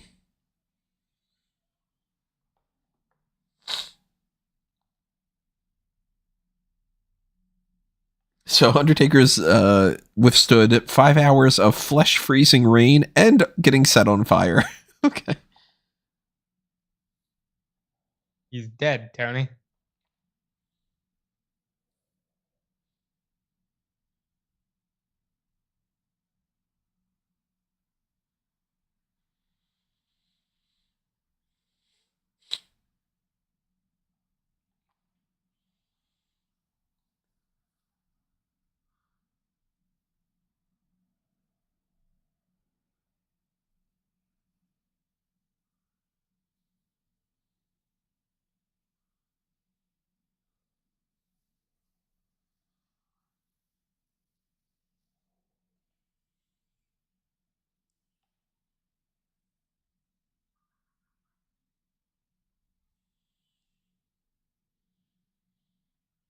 Boy, 2 stories from Shotgun Saturday. That makes you wish that they kept doing Shotgun Saturday Night, right? That's just so weird.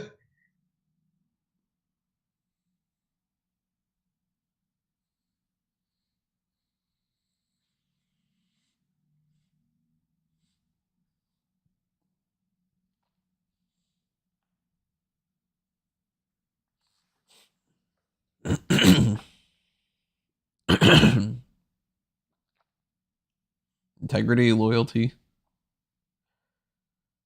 Integrity.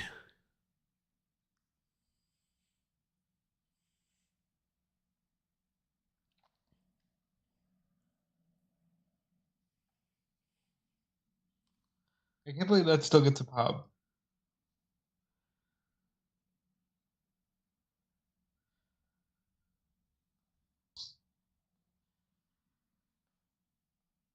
It's cool to hear Vince just be like, let me talk about this guy that I really, really respect.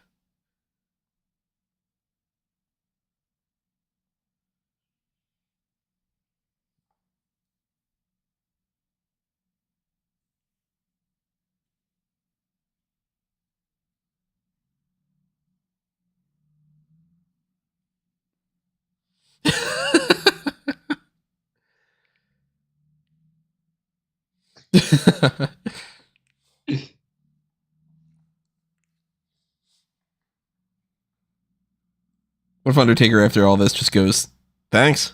It'd be amazing.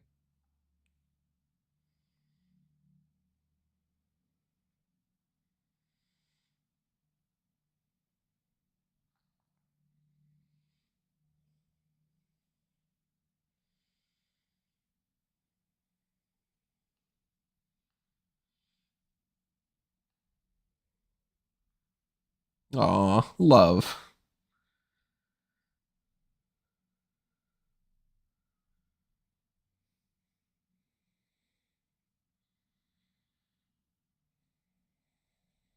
Love, love, love. Let's hear it for love. Woo.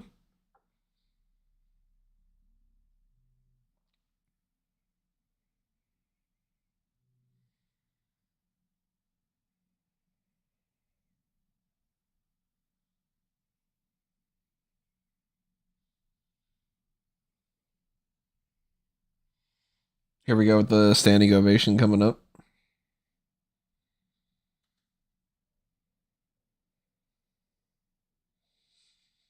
It's now my honor to tell you that Cody Rhodes is popping up tomorrow. Wait, Cody Rhodes is actually in one of the jackets.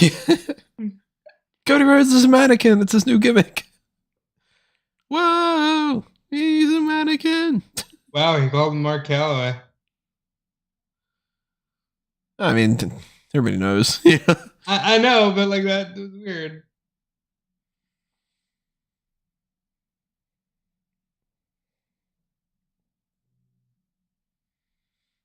Still the best fucking entrance Yeah, music. I was just about to say that. It's still a great entrance.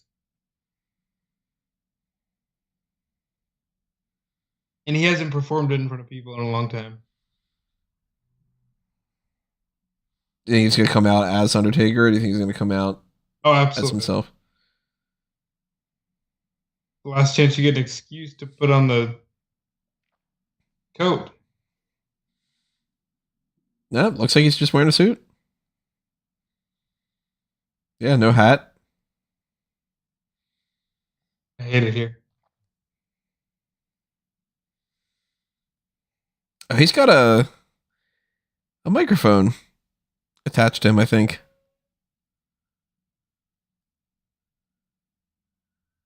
Yeah, he's got a headset. That's strange. And here performing, oops, I did it again. Yeah, it's kind of like what? It is very much like that.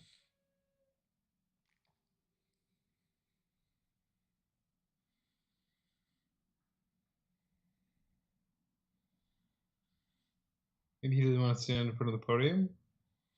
Oh, it looks like he's getting into the ring. Maybe they're gonna tell him to cut his fucking speech short.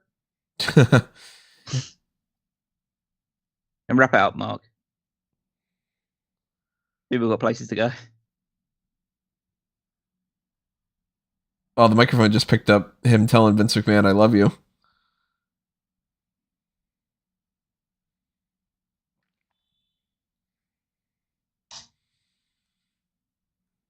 That was beautiful. You think they get him to try to do a Taker Rooney? Maybe they're like, "Hey, this is like the Hall of Fame. This is the last thing you're gonna do. So can we have that thing where you turn into the graphic on the screen and you rise to the heavens again?"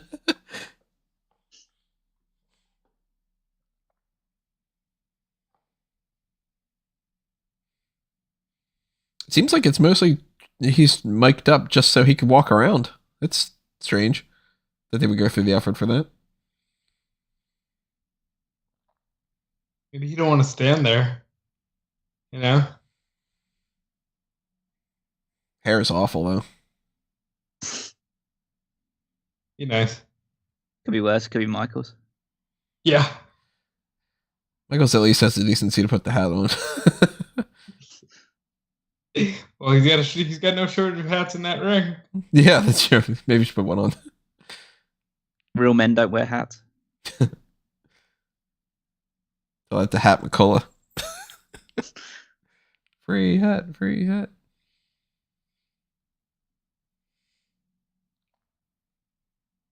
Eric and Ivar got a pretty good seat. 2 seats, not one. It's not like Eric's sitting on Ivar's lap. Well, Undertaker hasn't said a word and he's starting to cry.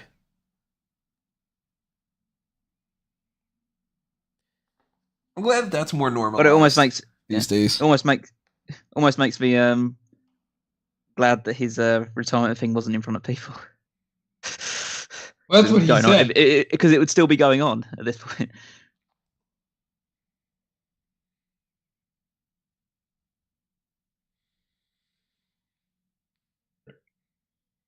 Randy's having the time of his life. Yeah, Randy's really enjoying this. That's cool.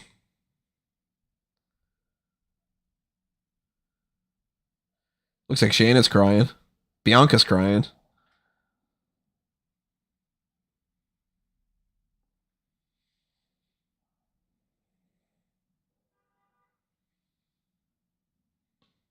That'd be so funny after all this build-up if he just goes neat. And then he just ba-da-da-da-da-da.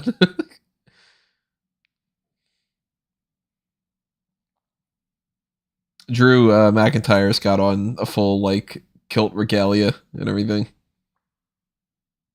And now he's starting with the "You deserve it" chant.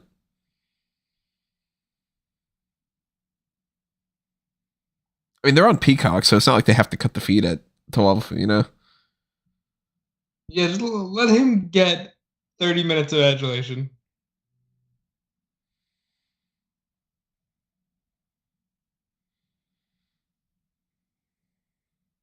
Thank you. Rest in peace. Bong.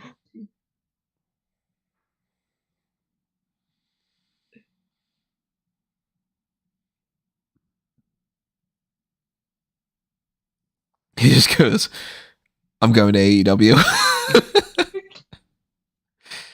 Mark Calloway's all elite.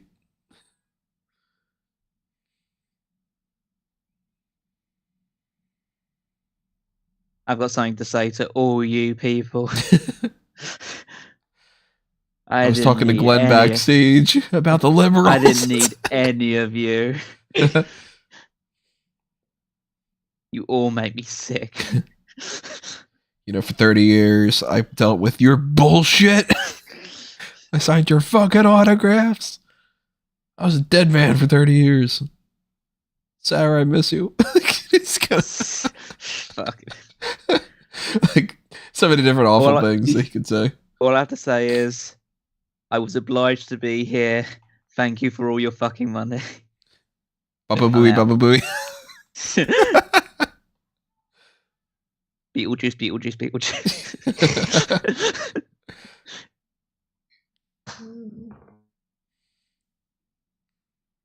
To fill time making stupid jokes because he hasn't said a fucking word.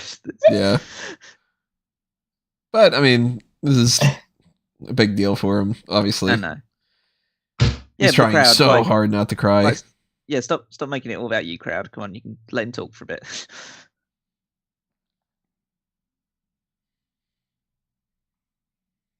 You know what, though? Well, we already saw him say words in front of no one. Marquise saying, "I want that suit." Oh, there's a little bit of purple in the suit. I just noticed that. That's cool. Now it's a rest in peace chant. Damn, are they just running through the gang? All of it, yeah. We haven't gotten the chant for you for 2 years. Yeah. Getting out of our fucking systems. This has to be the longest that somebody's given a standing ovation to somebody at the Hall of Fame. To be fair, his entrance was quick. So to make up for normal Undertaker time, they're allowed to do this.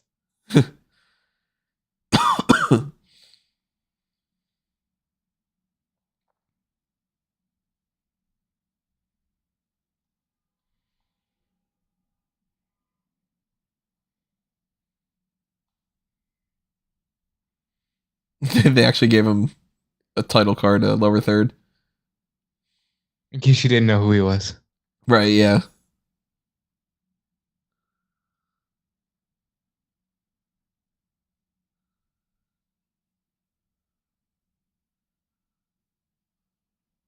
There's going to be Mark tonight.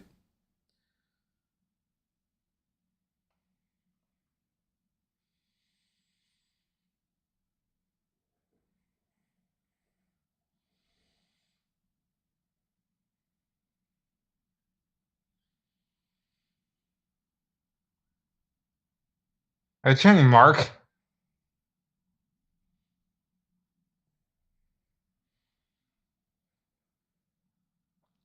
It's a real mark out moment.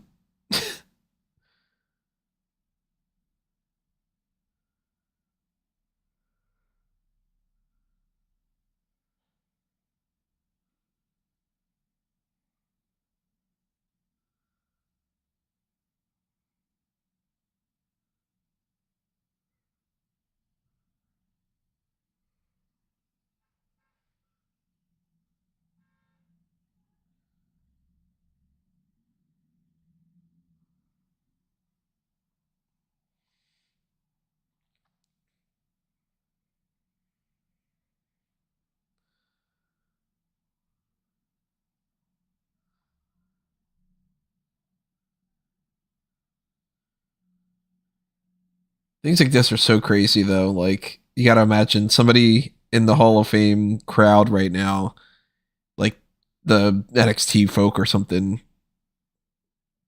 a couple decades from now or whatever, they're going to be potentially getting their Hall of Fame induction and be like, blink of an eye. Yeah.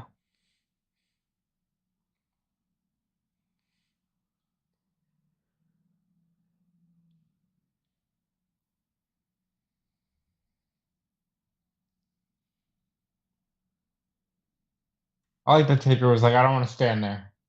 I want to move around.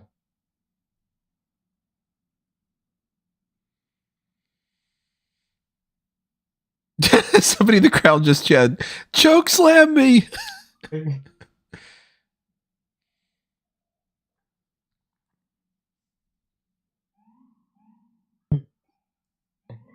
Choke slam. Your brother, S.N. Kane.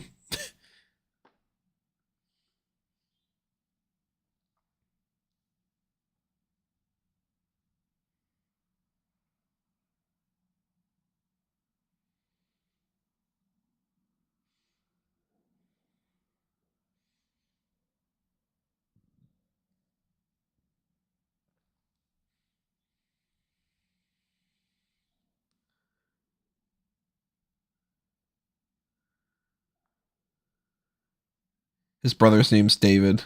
To make him Goliath. Ew. And technically speaking, his name should be Abel. Abel the Undertaker.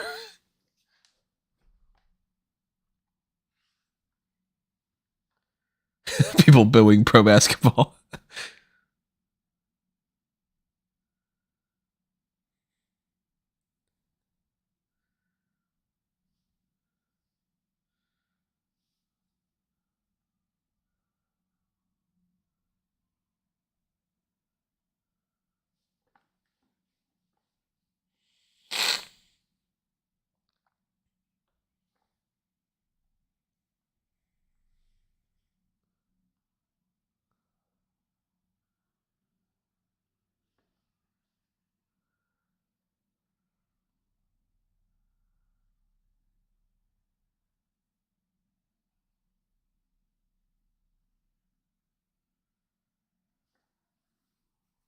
I like how they're cheering like they don't know how the story turns out.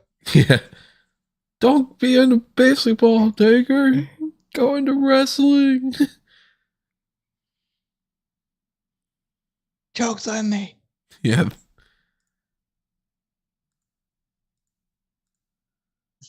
That whole story. Like,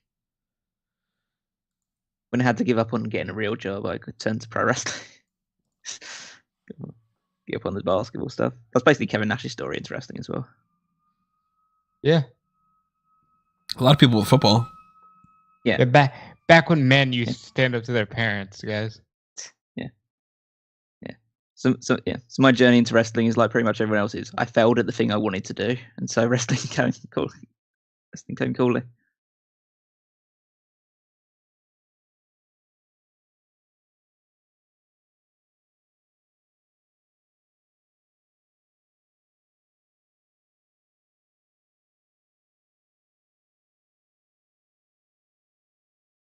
Imagine Vince just cuts him off right there. You can't say wrestler, pal. Don't you dare say that you're wearing a belt with that suit.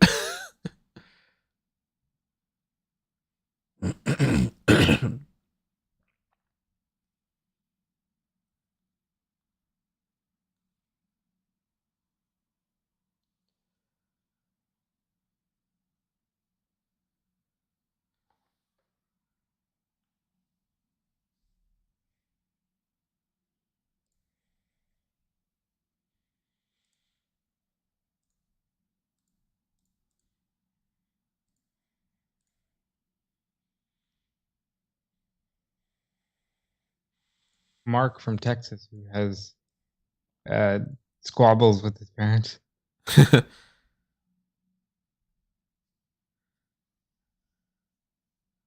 I'm hoping that the feed's working okay for everybody listening right now. I'm getting a little message that says that the audio stream's bit rate's lower or something. I don't know if it's doing that. Let me know if something's acting weird.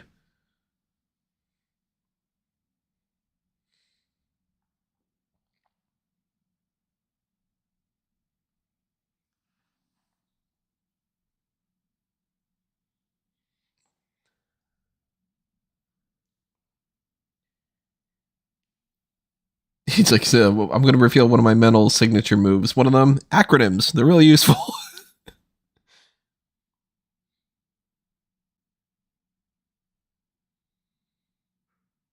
It's such a weird speech, but you know what?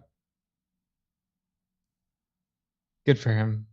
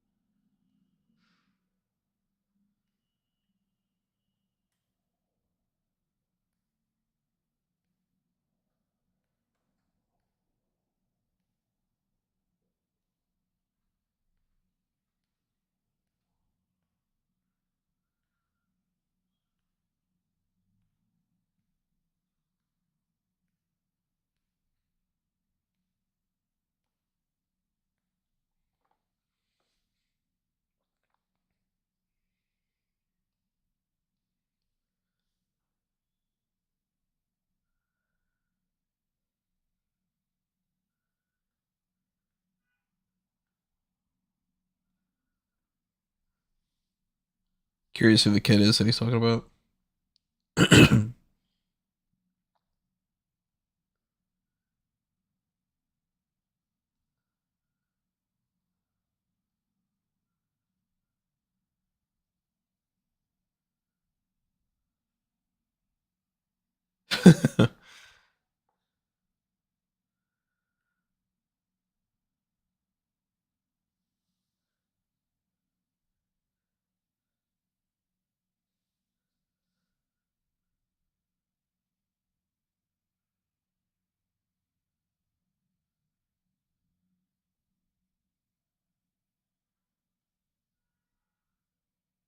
I'm so curious who this person is.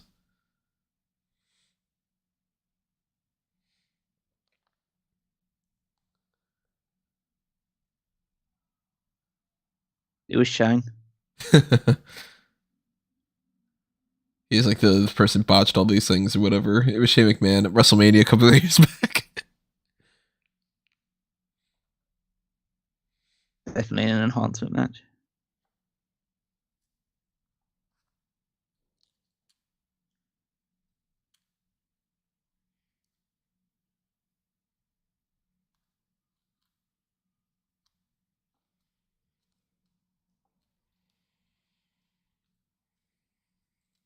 It's gonna be like my second big mental move: play cards backstage.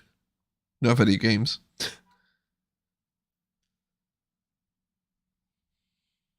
Stuff looks good.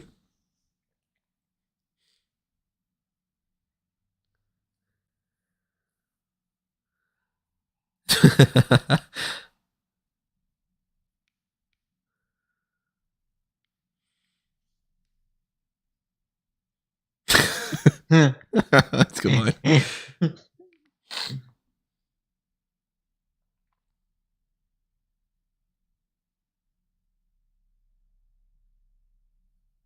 Where's Trips? I'm talking about Shane. Is Hunter not right there next to her? They didn't show. Vince forgot about Shane.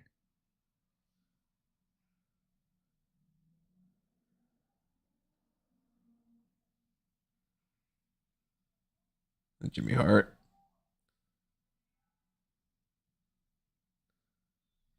It's a weird the seating chart. Jimmy Hart next to Godfather.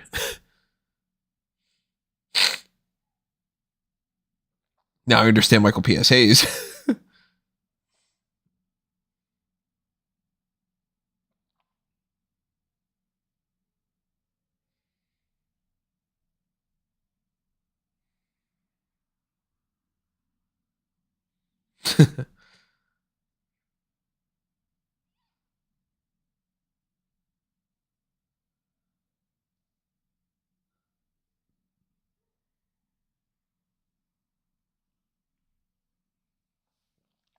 Just gallons.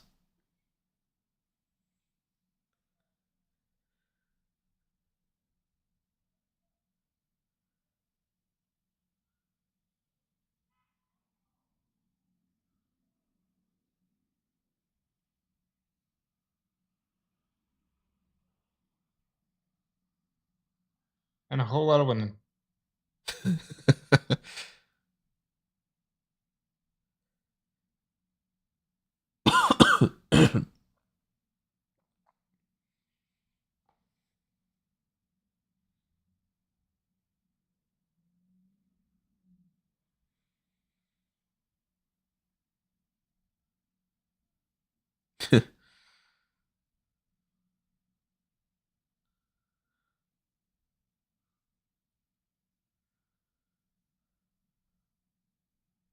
Nice. He's trying not to cry again.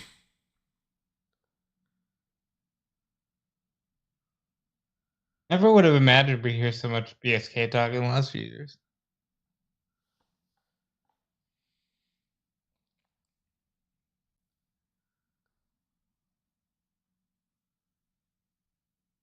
Honestly, when you hear some of the stories about them, it's actually quite surprising there's so many of them still around.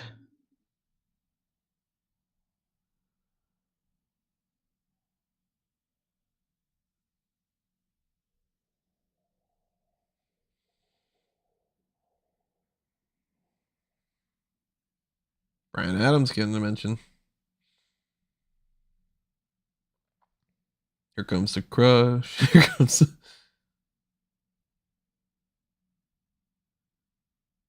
I didn't think we'd talk about Brian Adams. Didn't think they'd be showing a graphic of him with the NWO singlet on. It's easier to. I can't believe that always stories. I can't believe always stories seem to start and end with alcohol. Really? I guess not. I guess I should be not surprised by that, but still.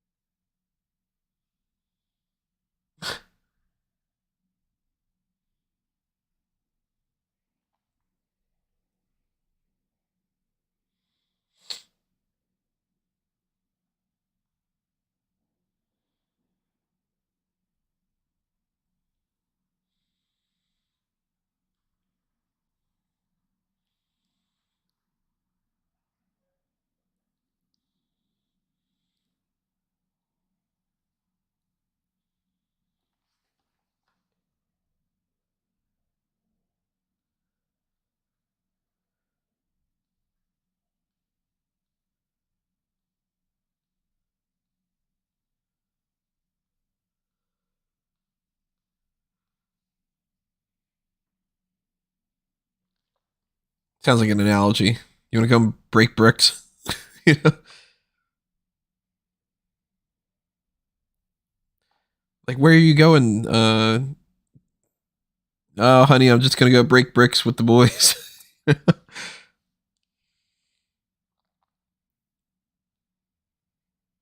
Yeah, just turn like prison labor into a hobby. Yeah.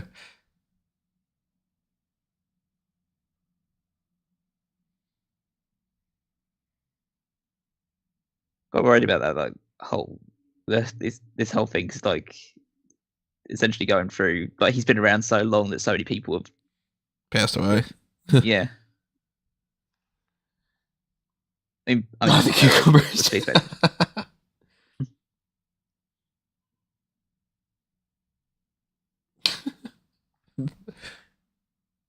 I don't understand the cucumber thing.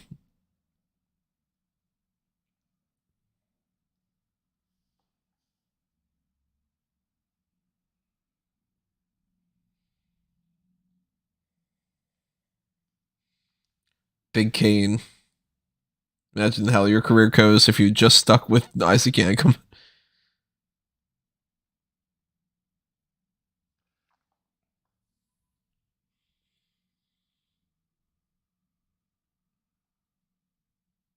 Me too, Frankie.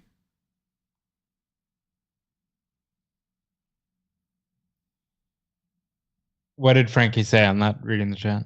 Surprised they didn't go deeper about Paul.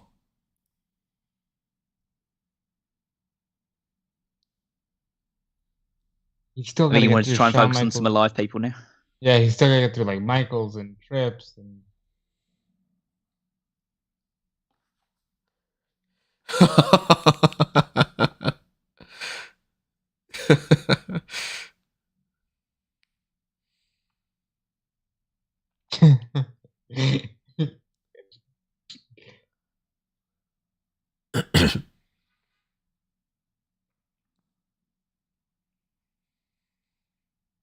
That Kane's got a good chip. He's got a shot. Piece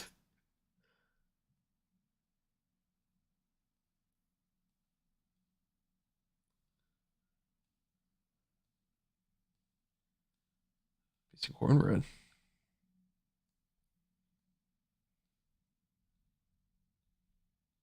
He was 25.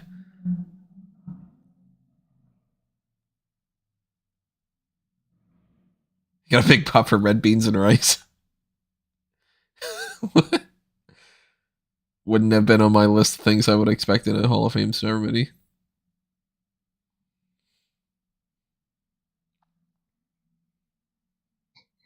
Oh yeah, red beans rice.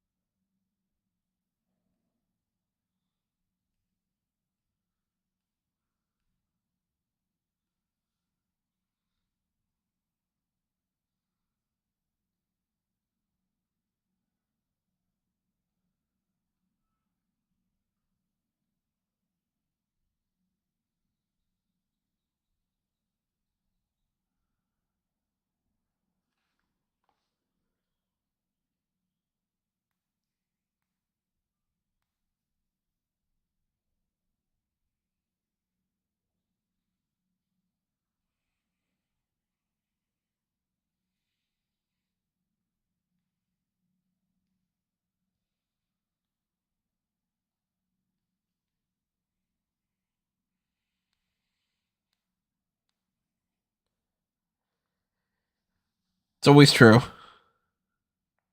Something that people don't really take advantage of as much as they should.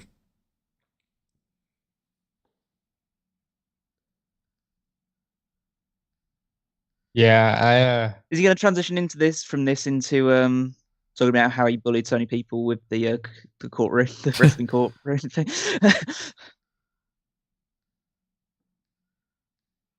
Probably not, I guess.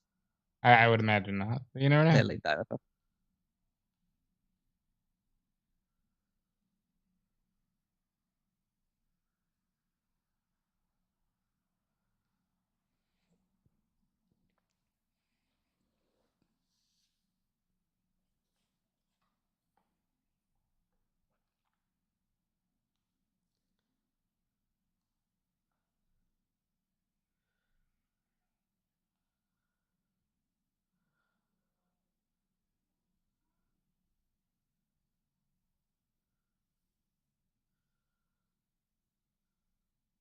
Knew Bret Hart was going to be next on that list for some reason.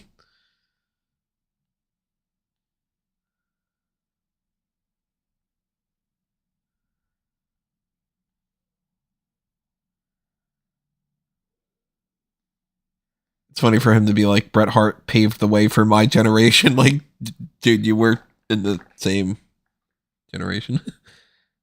You just happened to stick around a hell of a lot longer.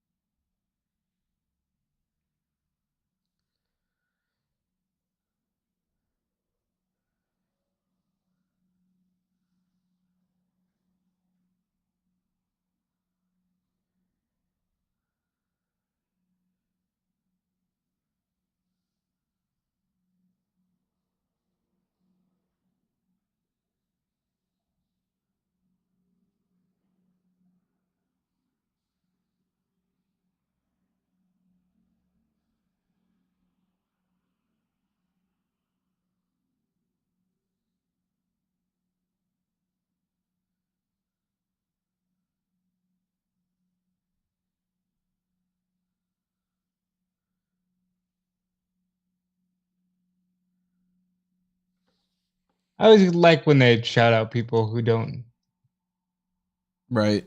get their due.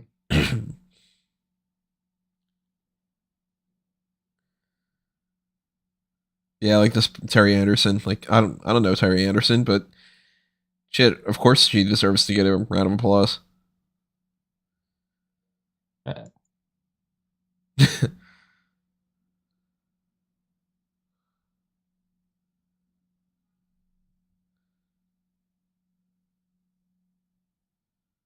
Got him.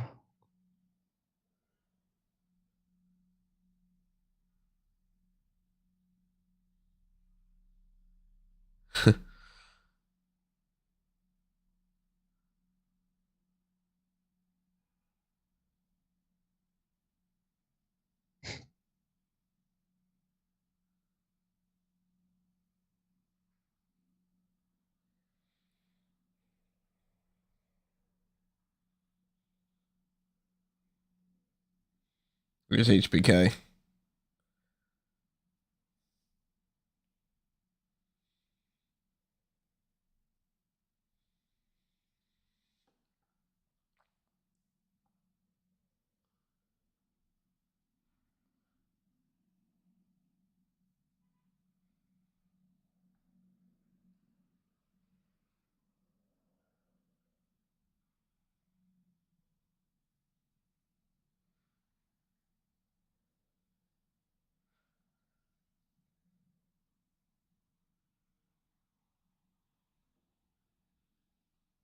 Can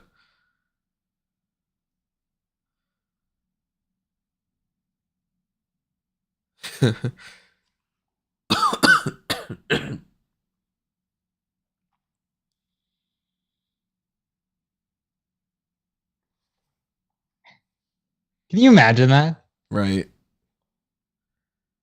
It's arguably best match.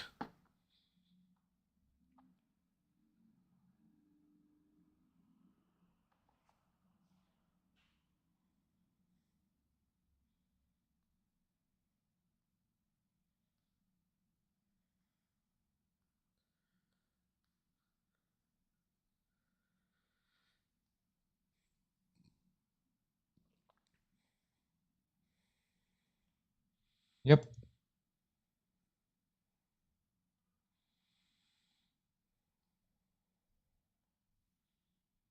Yeah, it's such a fucking good match. I might watch it again after this. If I didn't have to get up so goddamn early Ah, for NXT.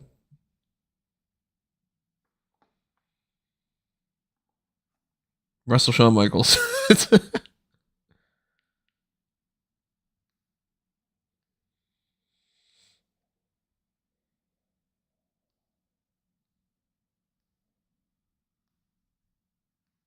think you'll find he gave you 2 Undertaker of the best matches of your career.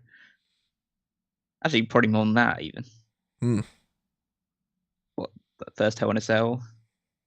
Well, even the one where Michaels breaks his back is pretty good. Royal Rumble 2007 as well.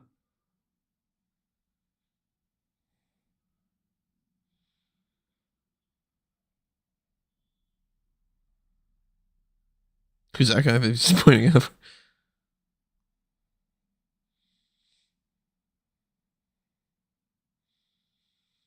Hey, how you doing? Yeah, the hey, how you doing in the crowd? Like, I'm so curious who that was. It's the wrestler that was sponsoring his moves.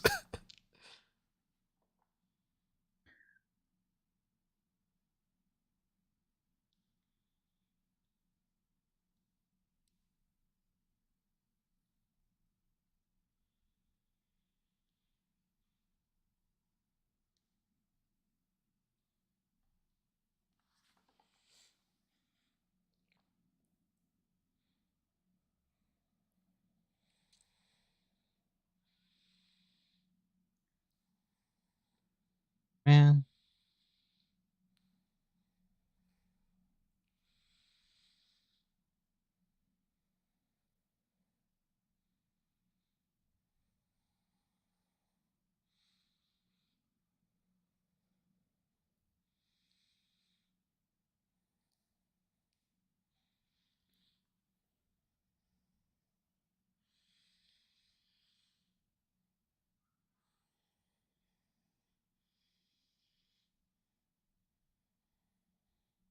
Who would have thought when we were watching those matches that they would never feel like they would ever top it? They kept going for so long.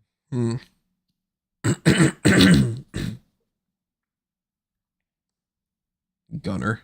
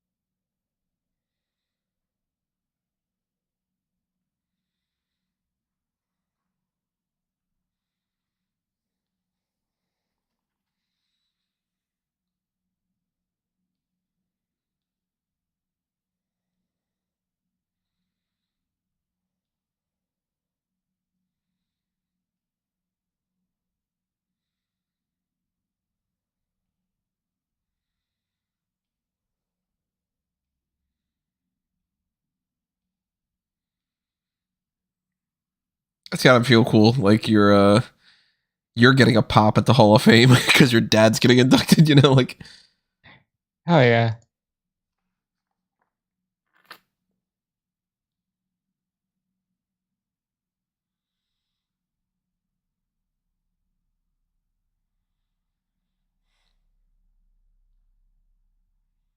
Oh.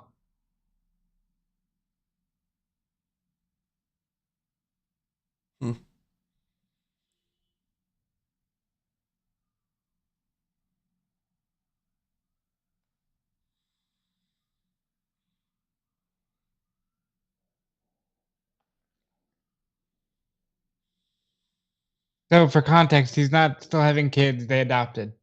oh really?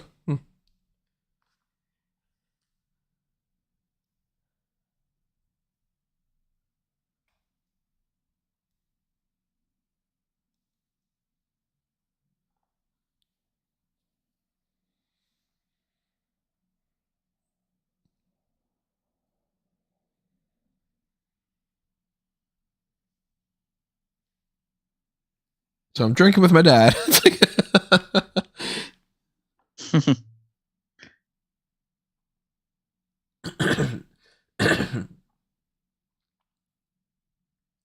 I Sid gets some mention. Yeah, so his family was disappointed about it. What are you doing with that carny bullshit? Yeah.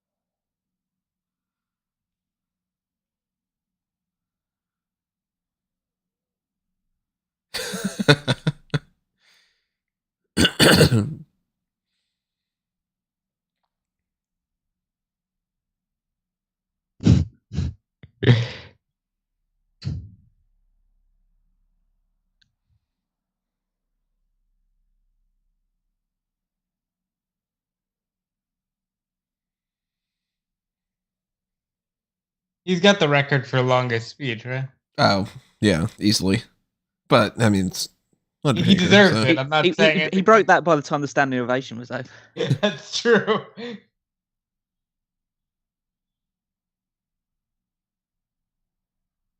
mean, if fans think that this is dragging too long, they've got no one to blame but themselves. They could have started 10 minutes earlier if they'd have stopped sooner.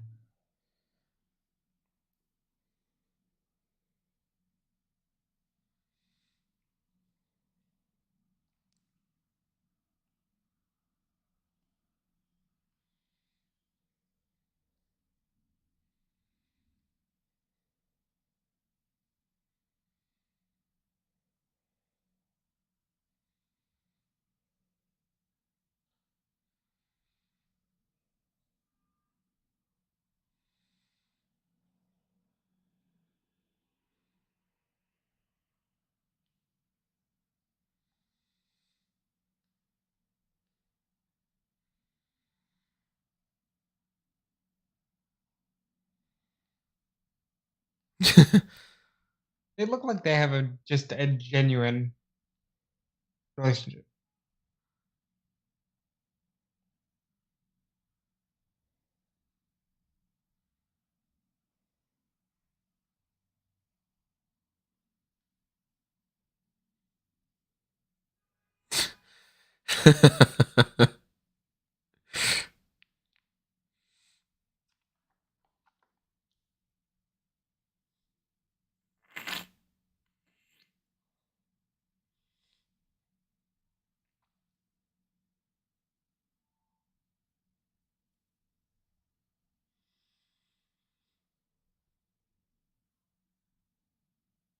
It's a good joke.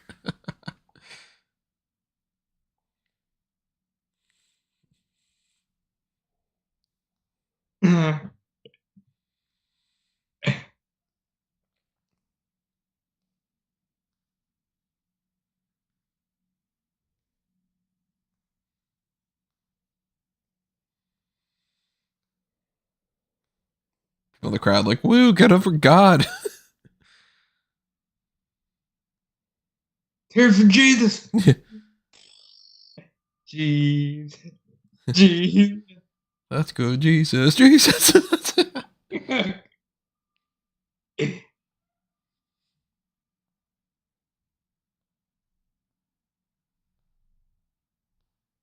I checked out as soon as the religious stuff started.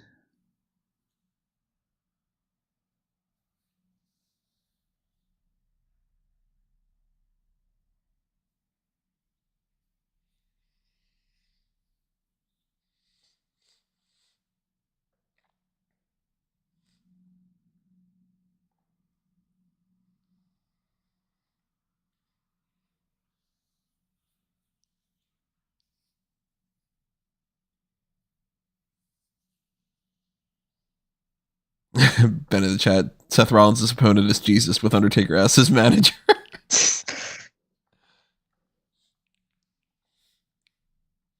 mean, God's got a losing record in WWE.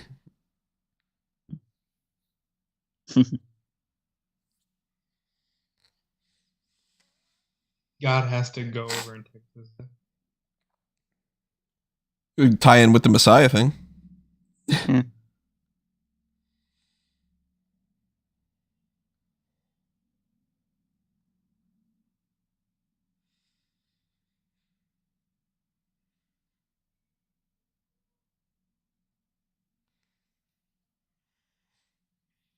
God, it's going to be Stand Deliver soon. God. Less than 12 hours. You got 12 hours to go before TakeOver. Mm.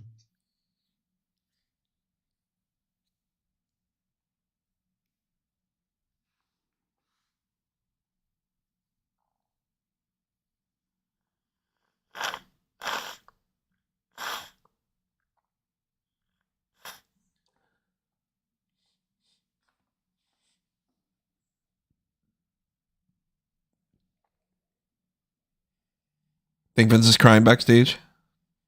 Of course.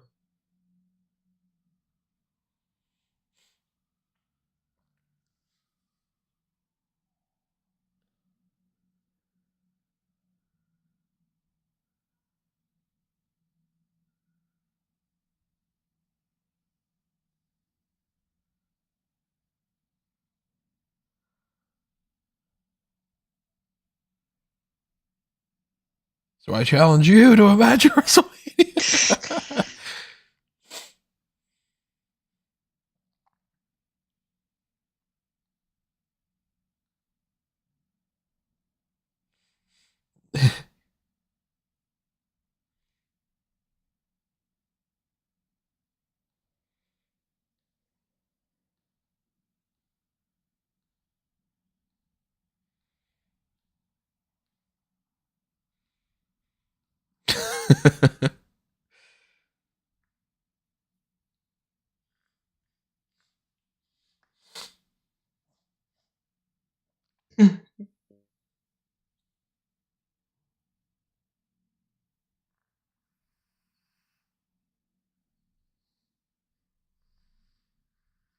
Cute.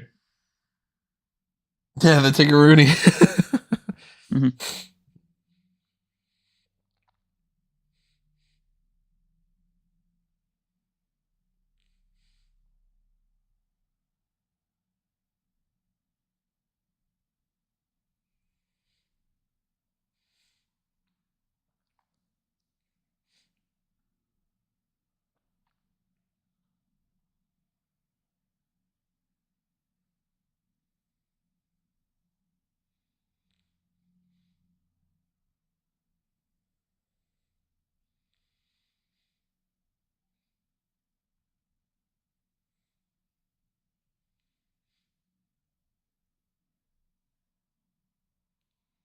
Thank you for being a friend.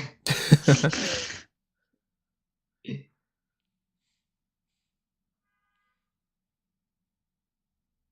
didn't mention Stone Cold, did he? He's already all over WrestleMania already.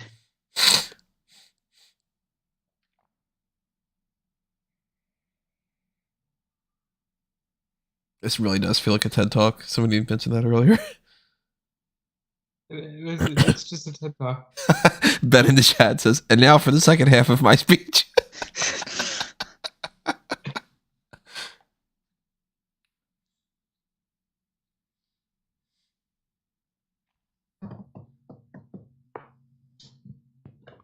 This was pretty good for the most unique Hall of Fame speech ever.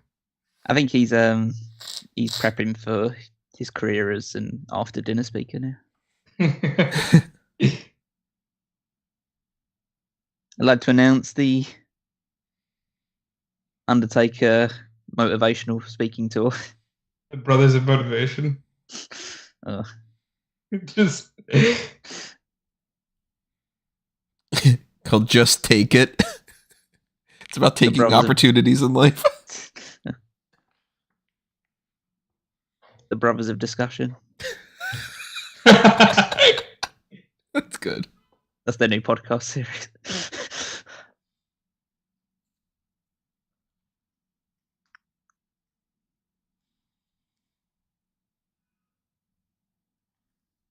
Yeah.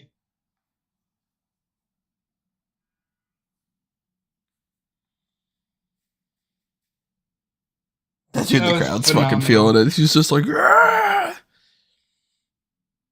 That was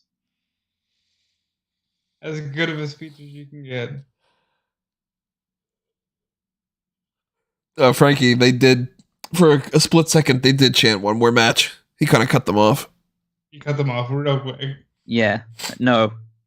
He's Said like, no. don't spoil tomorrow, guys. No, I'm good. I never need to see him wrestle again. Yeah. The Boneyard match was enough. Yeah. This is the way to end it. Weird, because like he just spent the entire speech being a human, and now he's taking a bow to the funeral march.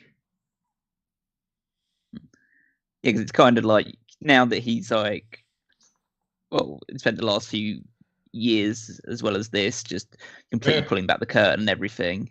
Well, It's like, he's looking at that ring gear. He's getting itchy. yeah, it's like you can't just turn it back on again. I guess he'll be back to he'll chokeslam someone eventually at some point, but Yeah, but I think that's one thing compared to an actual match. yeah. Why is he staring at the leather one so? So he's got the eyes on all the bondage inspired one.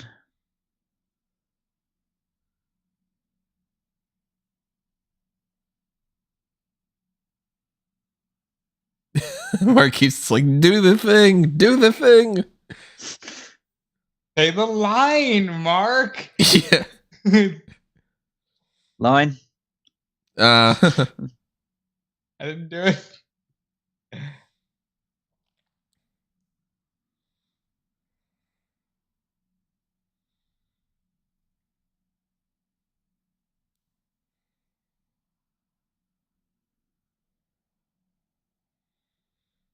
I'm good with it. Leaving it at never say never. Yeah, I'm good. I'm good with that.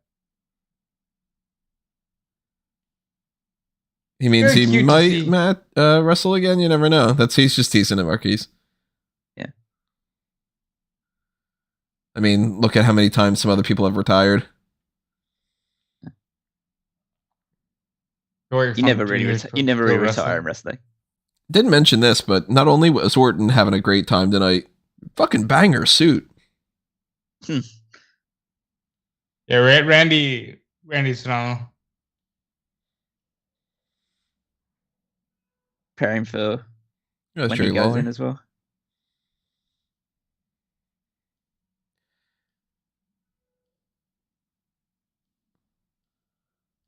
It's so weird that Gable Stevenson's got like one of the prime seats. Look at Orton. Orton just popped so hard for Taker. Right. Do you think the seating is just like first come first serve? Actually, that's why it's such an like. Except for a couple of people, it's just like, okay, just go where you want. Whoever arrives first gets the best seats. And then that's when Ivar sits down and he's like, Eric, we have to share a seat. All right, everybody. Well, that was the Hall of Fame. That was the hot tags as well. We ran down the other things outside of just the TV talk, but the TV talk is the TV talk. You watch the shows. If you didn't, I got plenty of things we'll talk about when it comes to the 3 podcasts that are coming up in the next 2 days. We got NXT Stand Deliver starting at noon for the kickoff, and that'll end whenever that ends with the post show that we're going to be doing. And then, of course, we're going to be rolling right on into WrestleMania Night 1. And then night after that, WrestleMania Night 2. So we got plenty more coming your way. If you have not subscribed to the channel, do that already. Ring that little notification bell, hit the like button, hit the share button, check out the different TeePublic and Redbubble stuff. Thank you to Chris for joining the members only stuff that we got here. The Patreon's another thing. $1 a month, $10 a month, whatever it is that you guys got for the different tiers and stuff with the Pick Your Poison and all that stuff that goes along with that too. fanboysanonymous.com. If you don't want to know about anything about the Morbius movie, then only listen to the first part of the review, but it sucked. And if you want to know why we hated it, then check that out. That Caroline and I did that. And of course, follow me at Tony Mango and see what other things I've got cooking. Check out what these guys have going on as well, Rob. Yeah, I've been working this entire time. Just check out Fightful.com. Check me out at Dude Felice. Check that out at Twitter, Instagram, Twitch, DudeFelice.com coming soon. And now I turn you over to the very capable Cal Muggins. Yep. Follow me on Twitter at Weekmeister14. Check out all of the stuff that's going out on the Smark website, because it will be a busy weekend, of course. I contributed to the Triple Threat this week, so check that out. It's a WrestleMania preview, as pretty much everything will be up until the actual event itself. And the Power Rankings, where it will be the final one of this season before the WrestleMania reset, and we start the whole season all over again for another year. Yeah, just check all that stuff out, and yeah, we'll be speaking to you a lot sooner than I potentially would have liked to. But we will be seeing you pretty soon. Tell them that you really enjoy yourself, Callum. Yeah, it's not your guys' fault. It's WWE's fault. They put too much stuff at once. Yeah, and it's a weird time already for me. So it's like, yeah, I'll do my best to survive through all of it. All right, well, we will see you then, everybody, so be sure to check that out with the NXT Stand and Deliver post show. But until then, adios, enjoy the night, get some sleep. Hopefully we will as well. We'll see you then, guys. This has been another Smark Out moment, and we're being counted out.